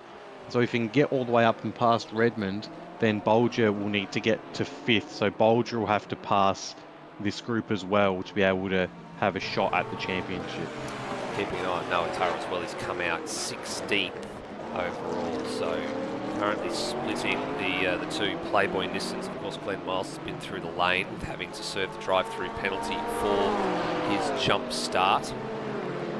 It's actually a jump start in the State Series race today too, with Ash Clifford having a bit of an embarrassing moment, jumping the gun and being given a post-race 5-second penalty. Bolger is slowly edging away from Turra in this one. Over the first sector alone, he was 0.5 of a second quicker after he cleared him. So, and the margin is still around 0.5 of a second. So, just ahead of them, the battle is raging on as well, and it's about to become a 5-car battle if he does get involved. But Higginson's going back at Ross into the final corner. Hamburger camp for Ben Hall here. Ross a long way around Higginson. Job done. Can Ben Hall sneak the McLaren up the inside here on the run to turn one? Hall's got a chance at a double overtake if he plays his cards right here. Yeah. Just needs to stick on the back of Higginson and then just use wherever Higginson goes, do the... Oh no, he's going to pull out early. Oh! Higginson almost chopped his nose off. That's going to leave Hall a bit high and dry. But Higginson going to go for the position on Ross. Ross isn't giving up though. He just gets pinched a little bit there, so he's very compromised. So Hall's going to have a go at him as well. So they race back up the hill. But it looks like Higginson job done. Ross has managed to hold off Hall, but now the championship contenders are coming into it. And they've got to be very circumspect because they can't afford to be punted off. And this is very dangerous for Bolger and for Turra as well as they come through the field too, because they don't want to get caught up in this skirmish and then be the innocent victim that gets put out there. Ben Hall actually has bailed out of that one and lets the pair of them go through. So that's a very sporting gesture from Hall to let the top two in the championship fight this one out. I feel like Higginson and Ross are not going to be so kind. No, I tend to agree. Almost a double move from Higginson on the front straight too, because he had darted out to defend from Hall, like almost defended dead air for a little bit, then fell back into line. Then a little bit further down the straight, he came out again and then made that pass on Brendan Ross. So probably going to let that one get away with. It was almost like Hall was trying to size He's not doing it for the. No. He's not doing it for the purpose of. He's not blocking per se. So no, definitely not the blocking per se. But I mean, if Hall had moved to the inside there to try and make the pass, Higginson's gone wide. Yep, he has gone wide and has given a free kick to Ross here. And does that compromise Higginson's run down this chute? No, it doesn't. He's got some overlap again. He's fighting tooth and nail for this one. He's not giving this one up at all. And it's just slowing the pair of them up now. This is one of the best runs Higginson's had for a while. So I can see why he's fighting for it as he gets compromised on exit though. So it's going to be a drag race all the way down the straight, which Bolger's going to take advantage of. Bit of side draft from Higginson. Bolger doesn't know three wide on the run to turn one and double. Turra's got a giant slipstream. What's going to happen in the corner go? Because Ross is bailing out. Higginson's got a wide line. He might not see Bolger yet. He does. Greg Turra shoves his nose up there. He's going to take two. Oh, big moment. Not quite. He's got Turra. two of them. Now he's got it. Finally gets it. That was touch and go for a minute there. That ended up being easy for Bolger, but Greg Turra with such a good opportunity. Ben Hall has taken advantage. He's letting them through earlier. He's been able to use them to his advantage. He's going to try and get the position on Ross in the background here, and he's not quite going to be able to make it. Ben Hall almost took advantage of letting him through a whole lap ago. Almost got that place off him. That was smart racing from Hall. Very smart racing from Hall, just sort of letting them sit into a false sense of security and then stick his nose in. Late move from Rossi as well, upsets Higginson, and then that gives Hall a run now. He's going to be on the correct side here for the next two corners that go to the left. Is he going to be in position to make it happen? Yeah, Ross has got to leave him some room here. And they both leave each other some space, good run for Ross off the corner, and that's really good racing. Look a bit further behind them. There's another little battle unfolding too. So NZ Snipes and Lewis Wedding currently sandwiching Steve Warwick. Oh, sorry, behind them as well. Parrot and Taipan are side by side too, with Freakish right behind waiting to pounce. Also, yellow flag in this sector as well. So somebody's gone off in the last few seconds, and it's Higginson. There he is. So.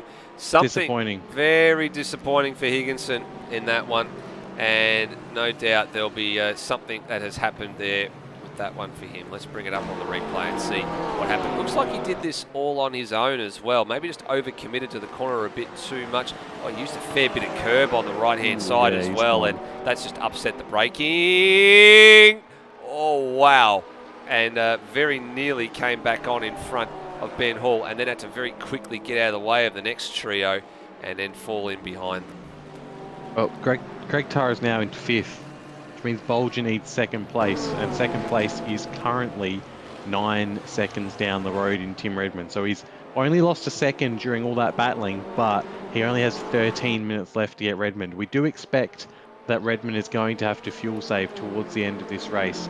He's been setting his last lap by just disappeared on me, but yeah, he's not been doing fuel saving times. So, but the problem is if Redmond ends up pitting, then that's going to give a position to Greg as well, assuming Greg has been fuel saving. Correct. So I don't think he has so far, but that's the thing, if Greg has to pit here, that's pretty much championship done.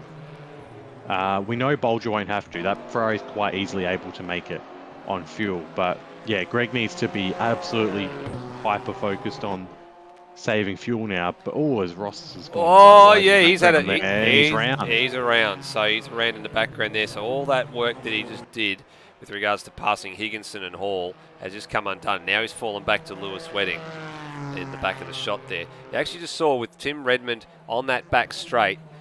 He has a good margin over Turmo at the moment. Turmo, I think, has gone into a big fuel-saving mode here as well. There he is in the 51. And then emerging into the back of shot, probably just briefly. There they are. Bolger and Turra just behind them. So all of them in the same shot. So Bolger can see the man in 2nd place in Tim Redmond all the way further up the field. Basically, when we get onto the straightaways, he can see him in the distance, but it'll be almost such a long thought out thing that thought he's going to have, basically to say, I've got so far to go to try and make any inroads into this one. Rosella out in front sort of enjoys the same sort of gap from 1st to 2nd as Redmond enjoys over himself back to Bolger. Yeah, I mean, I think Bolger, he's going to know that there's going to need to be fuel saving done in the future for these guys. So, and he can, most importantly, he can see his target ahead. So that's probably the biggest deal, is that he can still see the target. So he knows what he's aiming for. He knows what he has to hit. It's 10 minutes to go. And that's the thing, these guys are going to have to slow down if they're going to, I mean, yeah, Turmo's already in fuel saving mode. He was 2 seconds, almost 3 seconds slower than Bolger last lap. So, yeah, I mean, I'm worried about Greg Turra. He's still setting 159s. He's matching Bolger essentially, and the BMW is not going to be able to make that sort of pace work. Behind him, Hall, Ross, Wedding aren't going to have to pit. Higginson might have to. Taipan probably won't. Parrott might have to. Freakish probably will. Noah Turra already has, and Noah is 19 seconds behind Greg. He's built. He has, even though he's already pit, he's closed that gap a bit. So he has indeed. Yeah, I mean, I'm concerned that Greg isn't going to make it to the end, and he's might lose this championship because he's been too focused on keeping Bolger close instead of thinking about the fact that Bolger has to be a few positions ahead.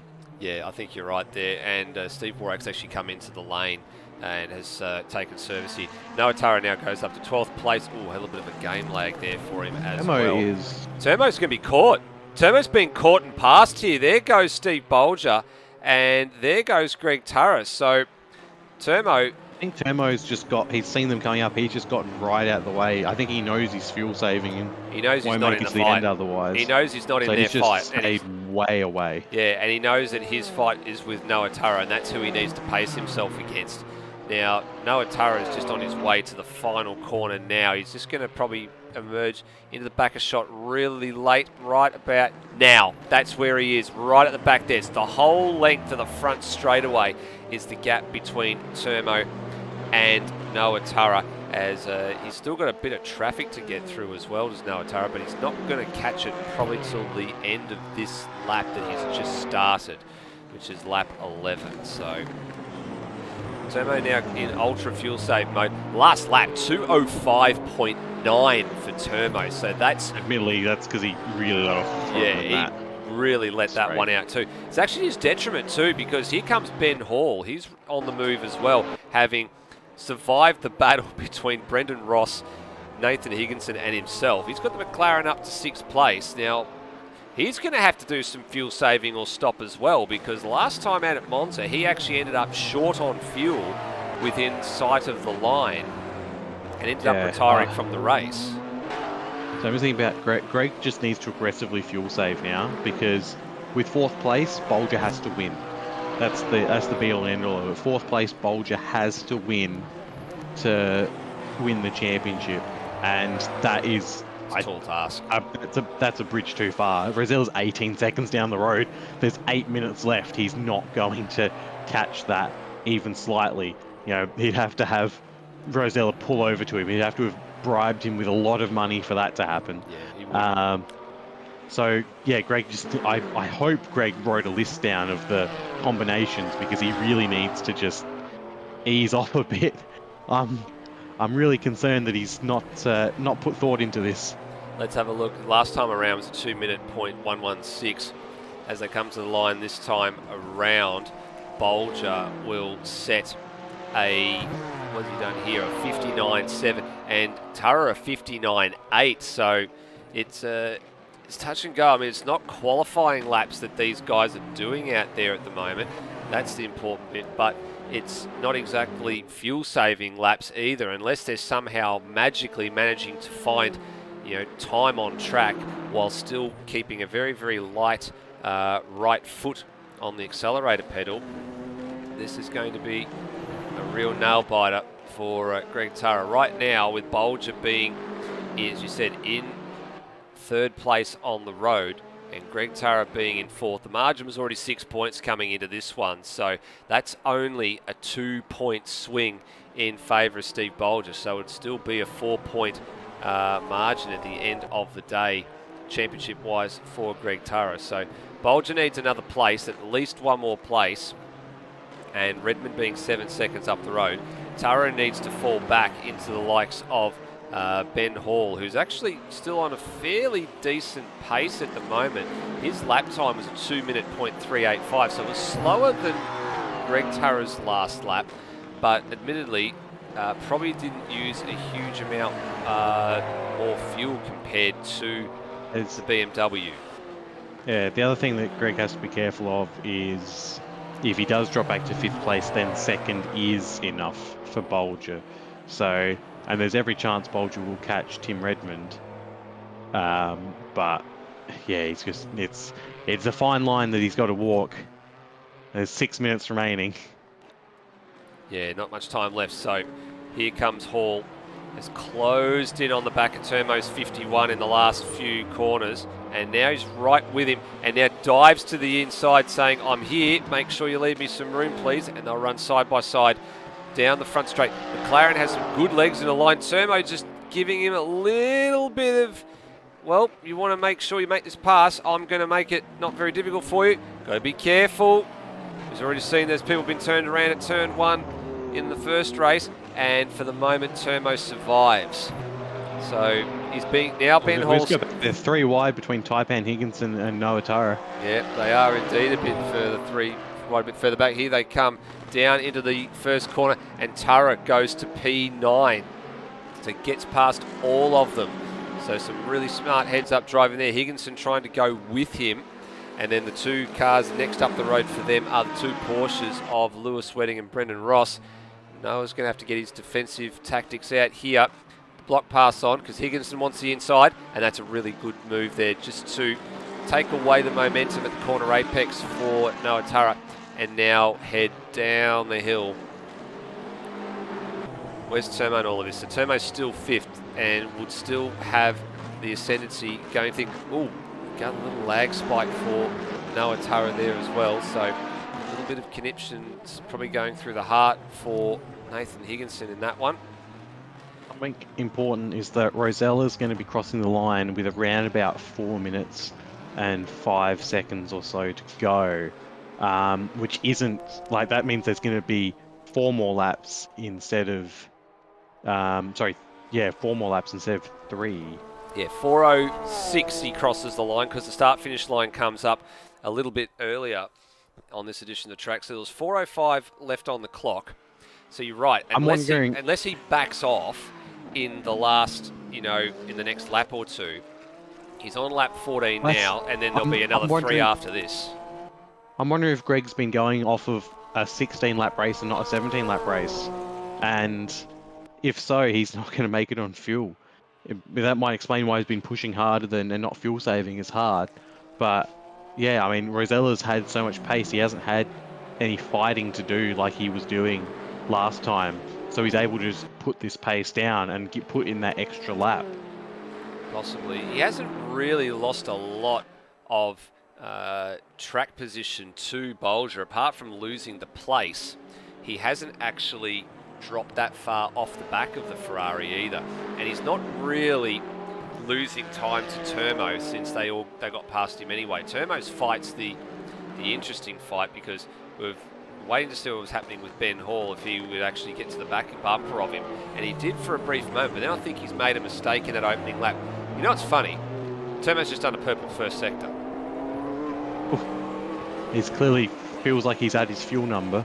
I think he is too, and that's significant too because that purple sector 1 was a full 1.5 seconds quicker than this man on screen, Ben Hall, last time around.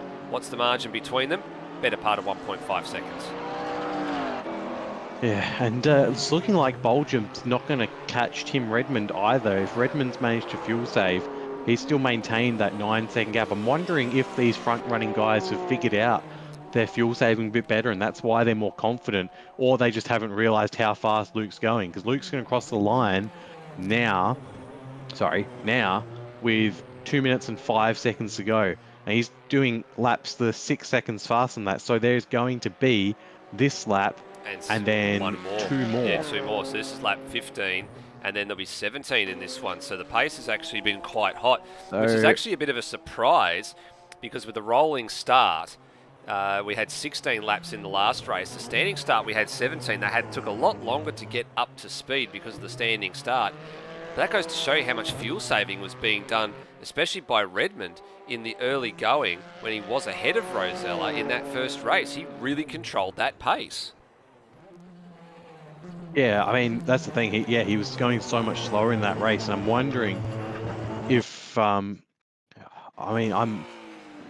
don't know if they've realised or not, the front engine cars, or if I'm just fretting over their fuel numbers more than you'd think they would have all horrifically backed off, unless they genuinely think that Rosella's not going to make it round. But if I feel like Rosella will be in this last half of the lap, will be putting his bank account details in Discord and saying, "Hey guys, if you want me to slow down, send a bit of cash my way, because otherwise I'm just going to keep racing this at the pace I can." And he's from the looks of it, he's going to make it. And so we're going to have 2 more laps after the one we're currently on.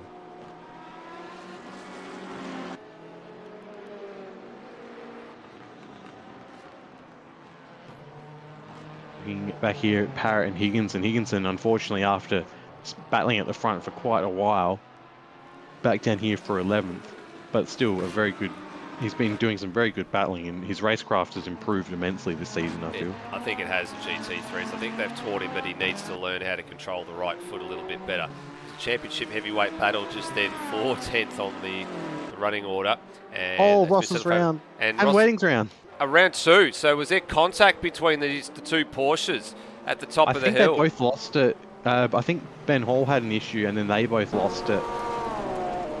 Here we go. So here it is on the replay as Hall turned in for the corner. It was a little bit wide, and Ross went through that problem. Oh, then Ross had a little bit of a drama, did he? And then behind them, Ross has lost it on his own. He's on the marbles. Wedding ran straight into him as well. So he ran into the teammate in sympathy. That's what's happened. Ross has slowed down and given Wedding the place back, and that brought Noah Turra into them as well. We failed to mention that Rosella didn't make it. No, he let off. This is the last lap. I think he let off in that last one as well. Yeah, his last lap was a 2:06.255, so he actually let off the throttle completely. I wonder if Rosella was low on fuel. Maybe I'm not sure. Maybe he actually realised that he wasn't going to make it there on the fuel that he had. That's an interesting point. Bolger will be cursing that though, because that would have been that probably would have sunk Greg Turra and the like. But of course, it might have also sunk Bolger. We don't know. We just don't know because, of course, the BMW front engine car and then the Ferrari being a different one as well with the Like, I whole wonder setup. if Redmond would have made it that extra lap as well. I'm not sure, but it's interesting to note too that the pace that Rosella had backed off, the 5 seconds that he'd backed off, like Tim Redmond actually hasn't lost a huge amount of time after that either.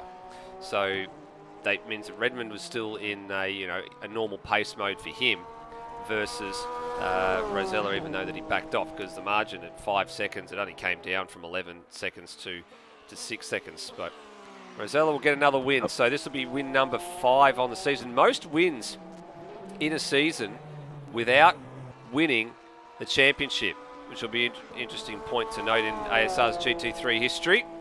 So Rosella wins the race.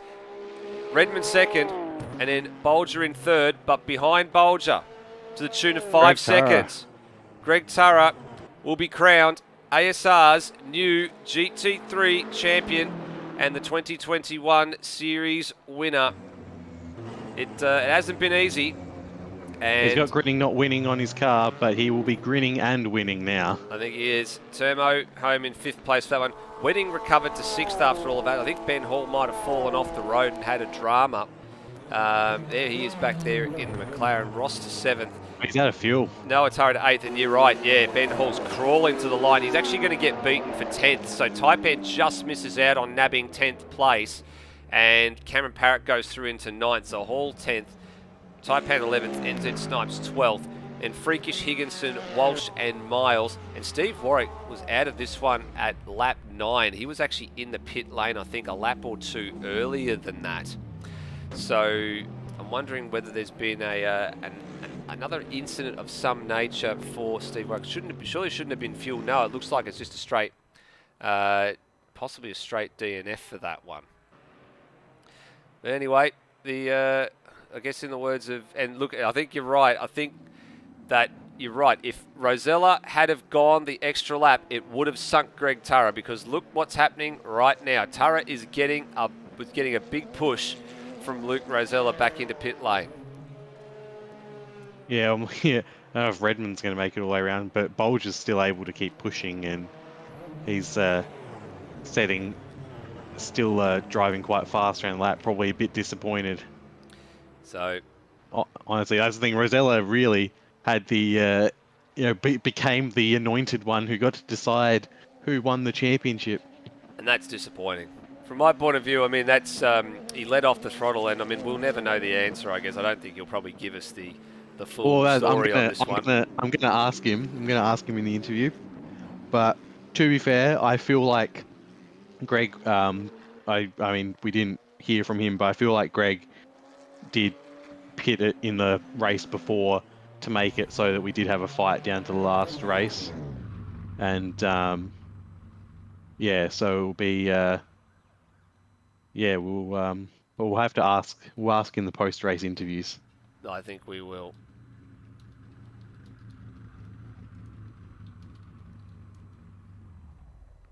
Well, Redmond has managed to get back to the pits under his own steam.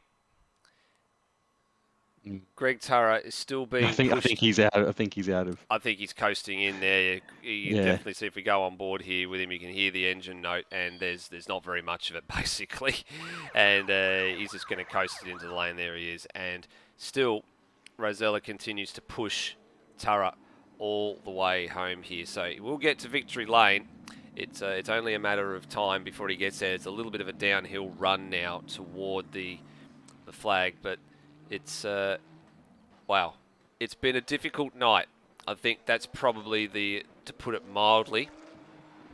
It's been a very difficult night for the finale of GT3. There's been a few issues and a few dramas that drivers have had to sort out. The issues with the starts as well in that second race made it very, very challenging for everybody.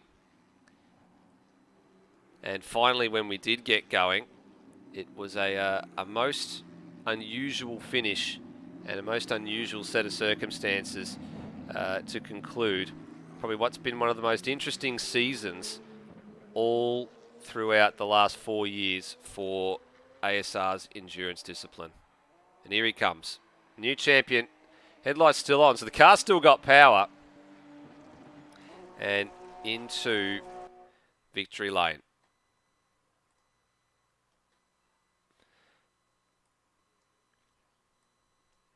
Well, I guess it's time that we'll have a little bit of a chat. We might, we'll probably do the top three, I think, first, Bagsy, before we get to our newly crowned GT3 champion. So I'll leave you to start this one with the driver of your choice. Well, I reckon we will just get it out the way. Luke Rosella, another excellent win. The question on everyone's lips is, yes, penultimate lap was a 2:06. Were you not going to make it on fuel, so you had to back off to get that extra lap in? Was that the reason? Well, now thinking about it, I probably could have made it with the 2 laps, but yeah, that's just the safest option was to sort of slow down a little bit to make sure there was the timer went 0 before the start-finish line to make it 1 more lap. So yeah, pretty marginal. Now looking at it, could have made it, but yeah, it was. I think it was the right decision. Fair enough. Well, we saw you once again absolutely controlling the race. I'm guessing, though, the fact that you didn't have Redmond right up with you meant that you were able to set a faster pace and didn't save as much fuel. Did you have, apart from obviously towards the end of the fuel, were you concerned at all that maybe the others behind you, or was it just sort of running your own race and making sure you didn't make any mistakes? Well, sort of running my own race, it was pretty evident. Lap 3 or lap 4 that the guys behind me weren't sort of going to cling on to me. But I think in the start of the race, my strategy was going to be a little bit different to race 1. I really concentrated on getting a gap to Tim so he couldn't take advantage of my slipstream to save more fuel. And that worked out pretty well, but yeah, like you said, that also meant that I was using up more fuel, pressing on, with the lead. So yeah, got a bit tough, got a bit, thin at the end, but we got there, and yeah, it was a great way to end the season. Wasn't perfect, but certainly had fun. And congratulations to Bolger for, I think it was Bolger who won. And winning the championship, he fully deserved it. We're going to have to correct you a little bit on that one as well. At this stage, we'll get to that one in just a few moments. You'll obviously listen to that one, but just with there's a little bit of a drama with the 75% rules and how all that works at the moment. So we'll cut to that one in just a few moments. But anyway, we'll move on. I think from that one to our second place man. All right, we'll power on to Tim Redmond. It feels like it was a fairly similar race for you, Tim, apart from the fact that you weren't right next to Rosella for the first part of the race. You were just sort of in the middle. I'm guessing you started on the fuel saving earlier, just so you were going to be a bit more comfortable at the end.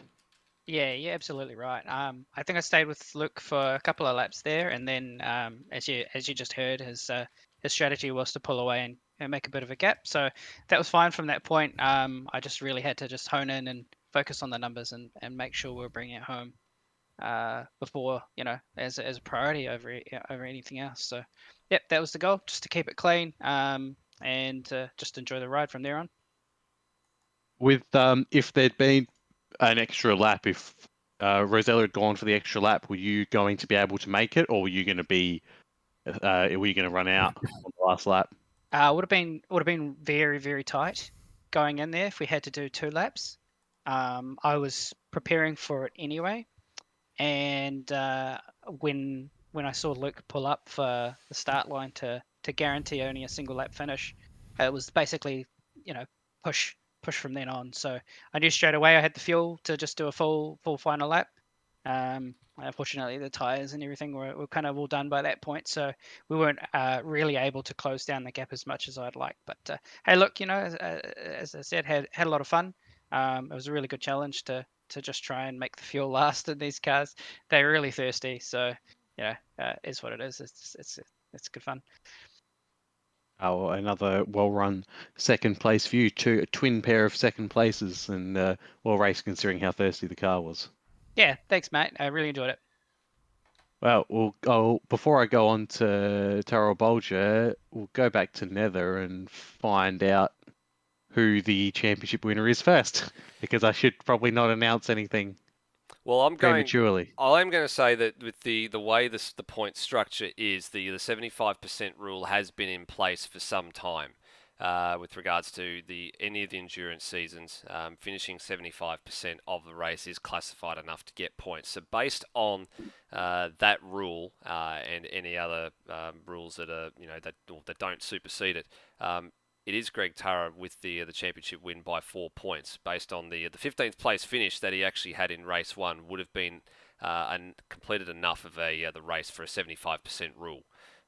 So that's what we're going off for the moment, unless we're told otherwise. But that's been the rule since GT3 was in, and the endurance discipline was incepted back in 2018, and it hasn't deviated since. So we'll keep it at that for the moment, and we'll press on.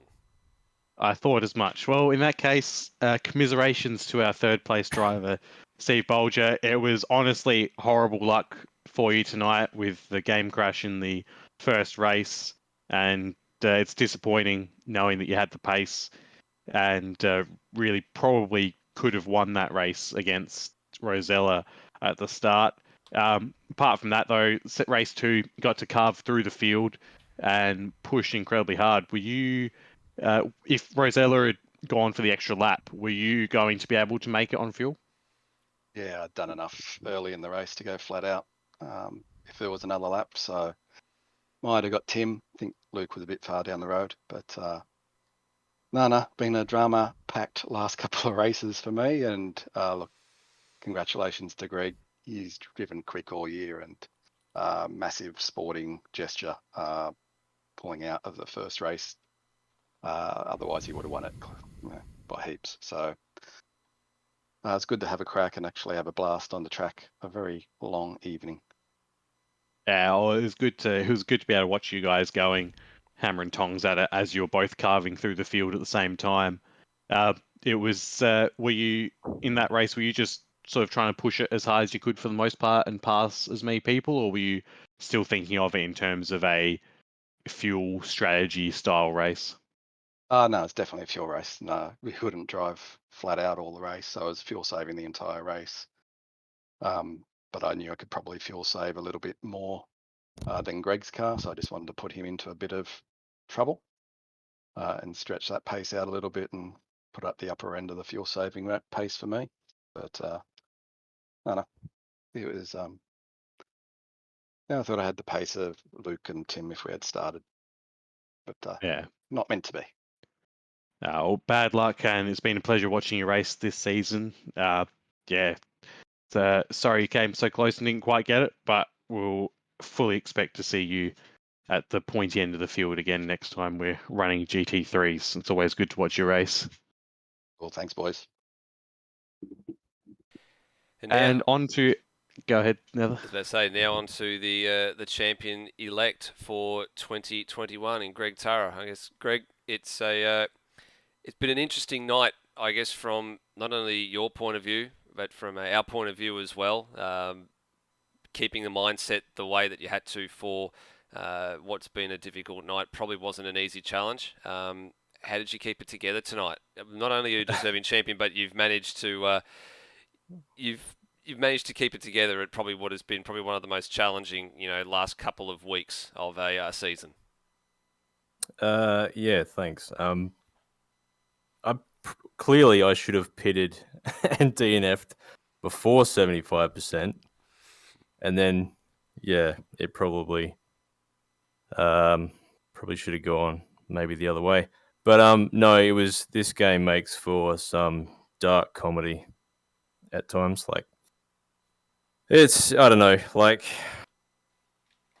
just my game crashing during quali and then restart after restart after restart.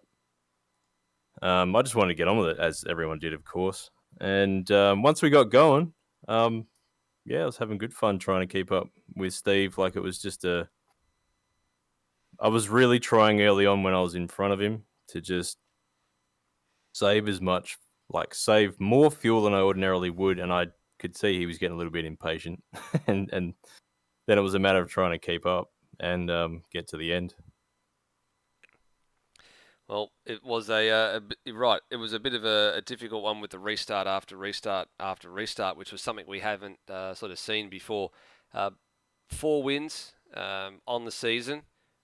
Which one of those has probably got to be the one that mattered most to you? From where I sit, it was probably the one at Estoril, which was the one that you'd probably been yearning for because you'd come close on 1 or 2 occasions to getting a win in the GT3 series, and that was the one I think that finally got you up and going. Yeah, I mean, Estoril was a weird one.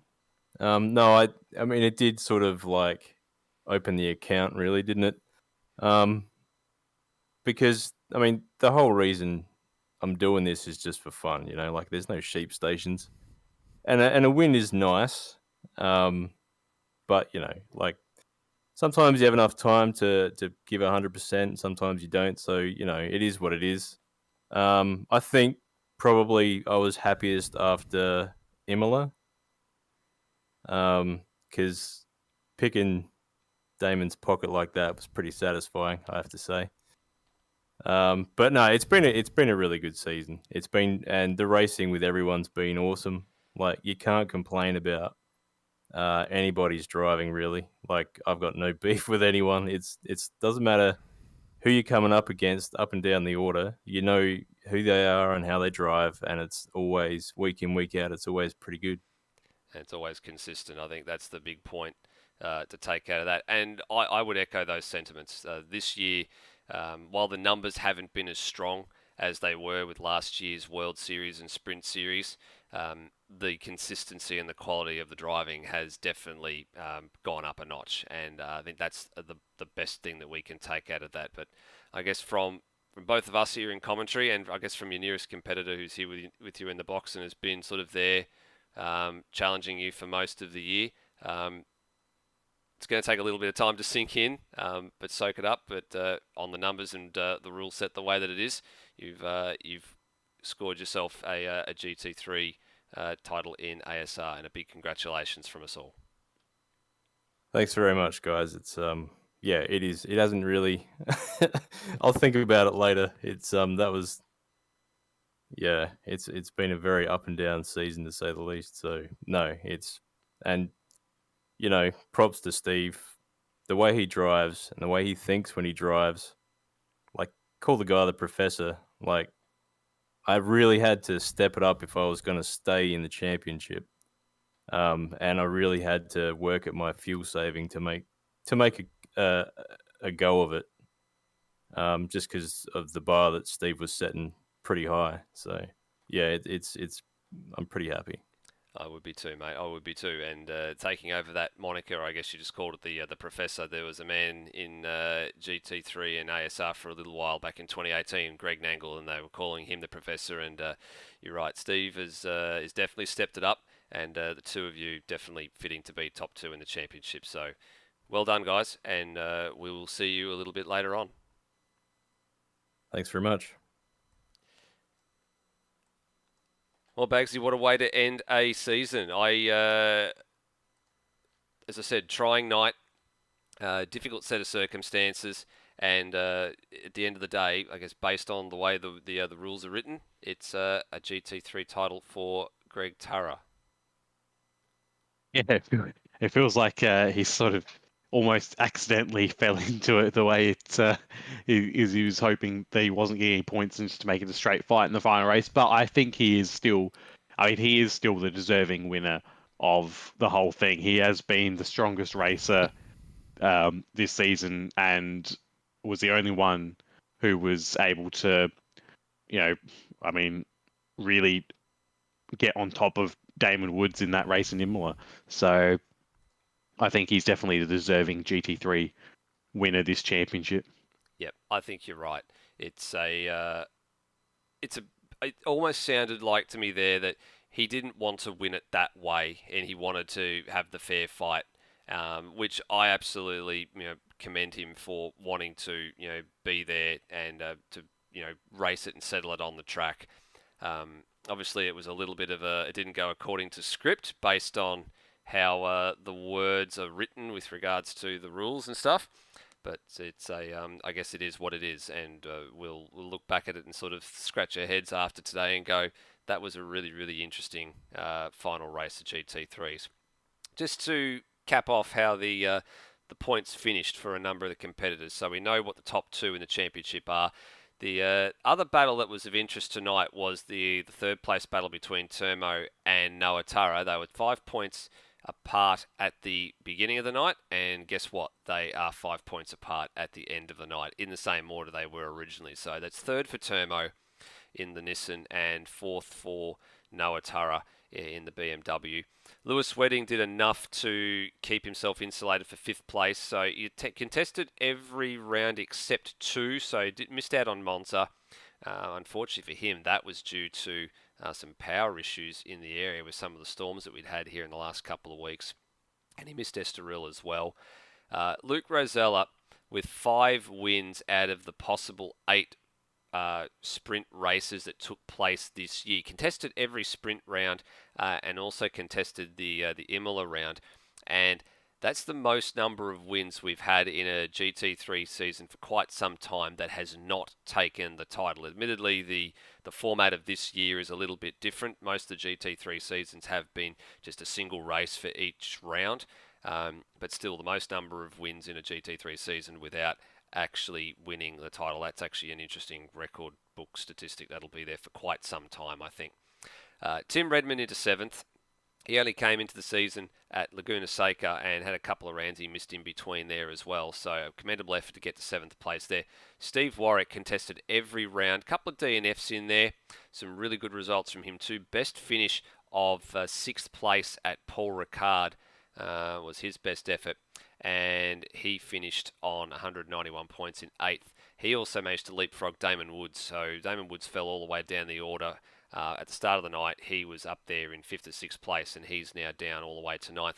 And Nathan Higginson got the final spot inside the top 10 overall. Again, contested every round except for Monza. He was also a victim of the power issues back at that race in November. And he was the last man inside the top 10 in points overall on 146 points. Now, we'll stress that all those points are provisional just until the formalities are completed with regards to any stewards' reviews or things like that. There might only be 1 or 2 to come out of that, but I don't think they're going to change anything significant, Bagsy. Yeah, I think that what we have is what we're going to stay with. But yeah, I mean, it's been a brilliant season and overall, and I'm looking forward to whatever iteration we have next of GT3s. Hopefully we'll be able to have Floody back in the booth a bit more for him as well, because I have missed him the last few rounds. It's always nice when you've got a few of us to be able to bounce ideas off of and such. But yeah, it's been a very good season, and I think Imola was my favourite race just because of that last lap pass. But yeah, it was good fun season overall. Absolutely. It's been a pleasure. Absolutely was. And pleasure having you and Flood in the box, as we said before, and pleasure to everybody that made this one happen. Thank you very much for watching, everybody. My voice is starting to go, so we'll end this one here. We'll see you a bit later on this year for GT3. Sorry, not later this year. Later this coming week for the last round of the Supercars Championship from the Townsville Reed Park Street Circuit. Thank you again, and drive safely. See you next time.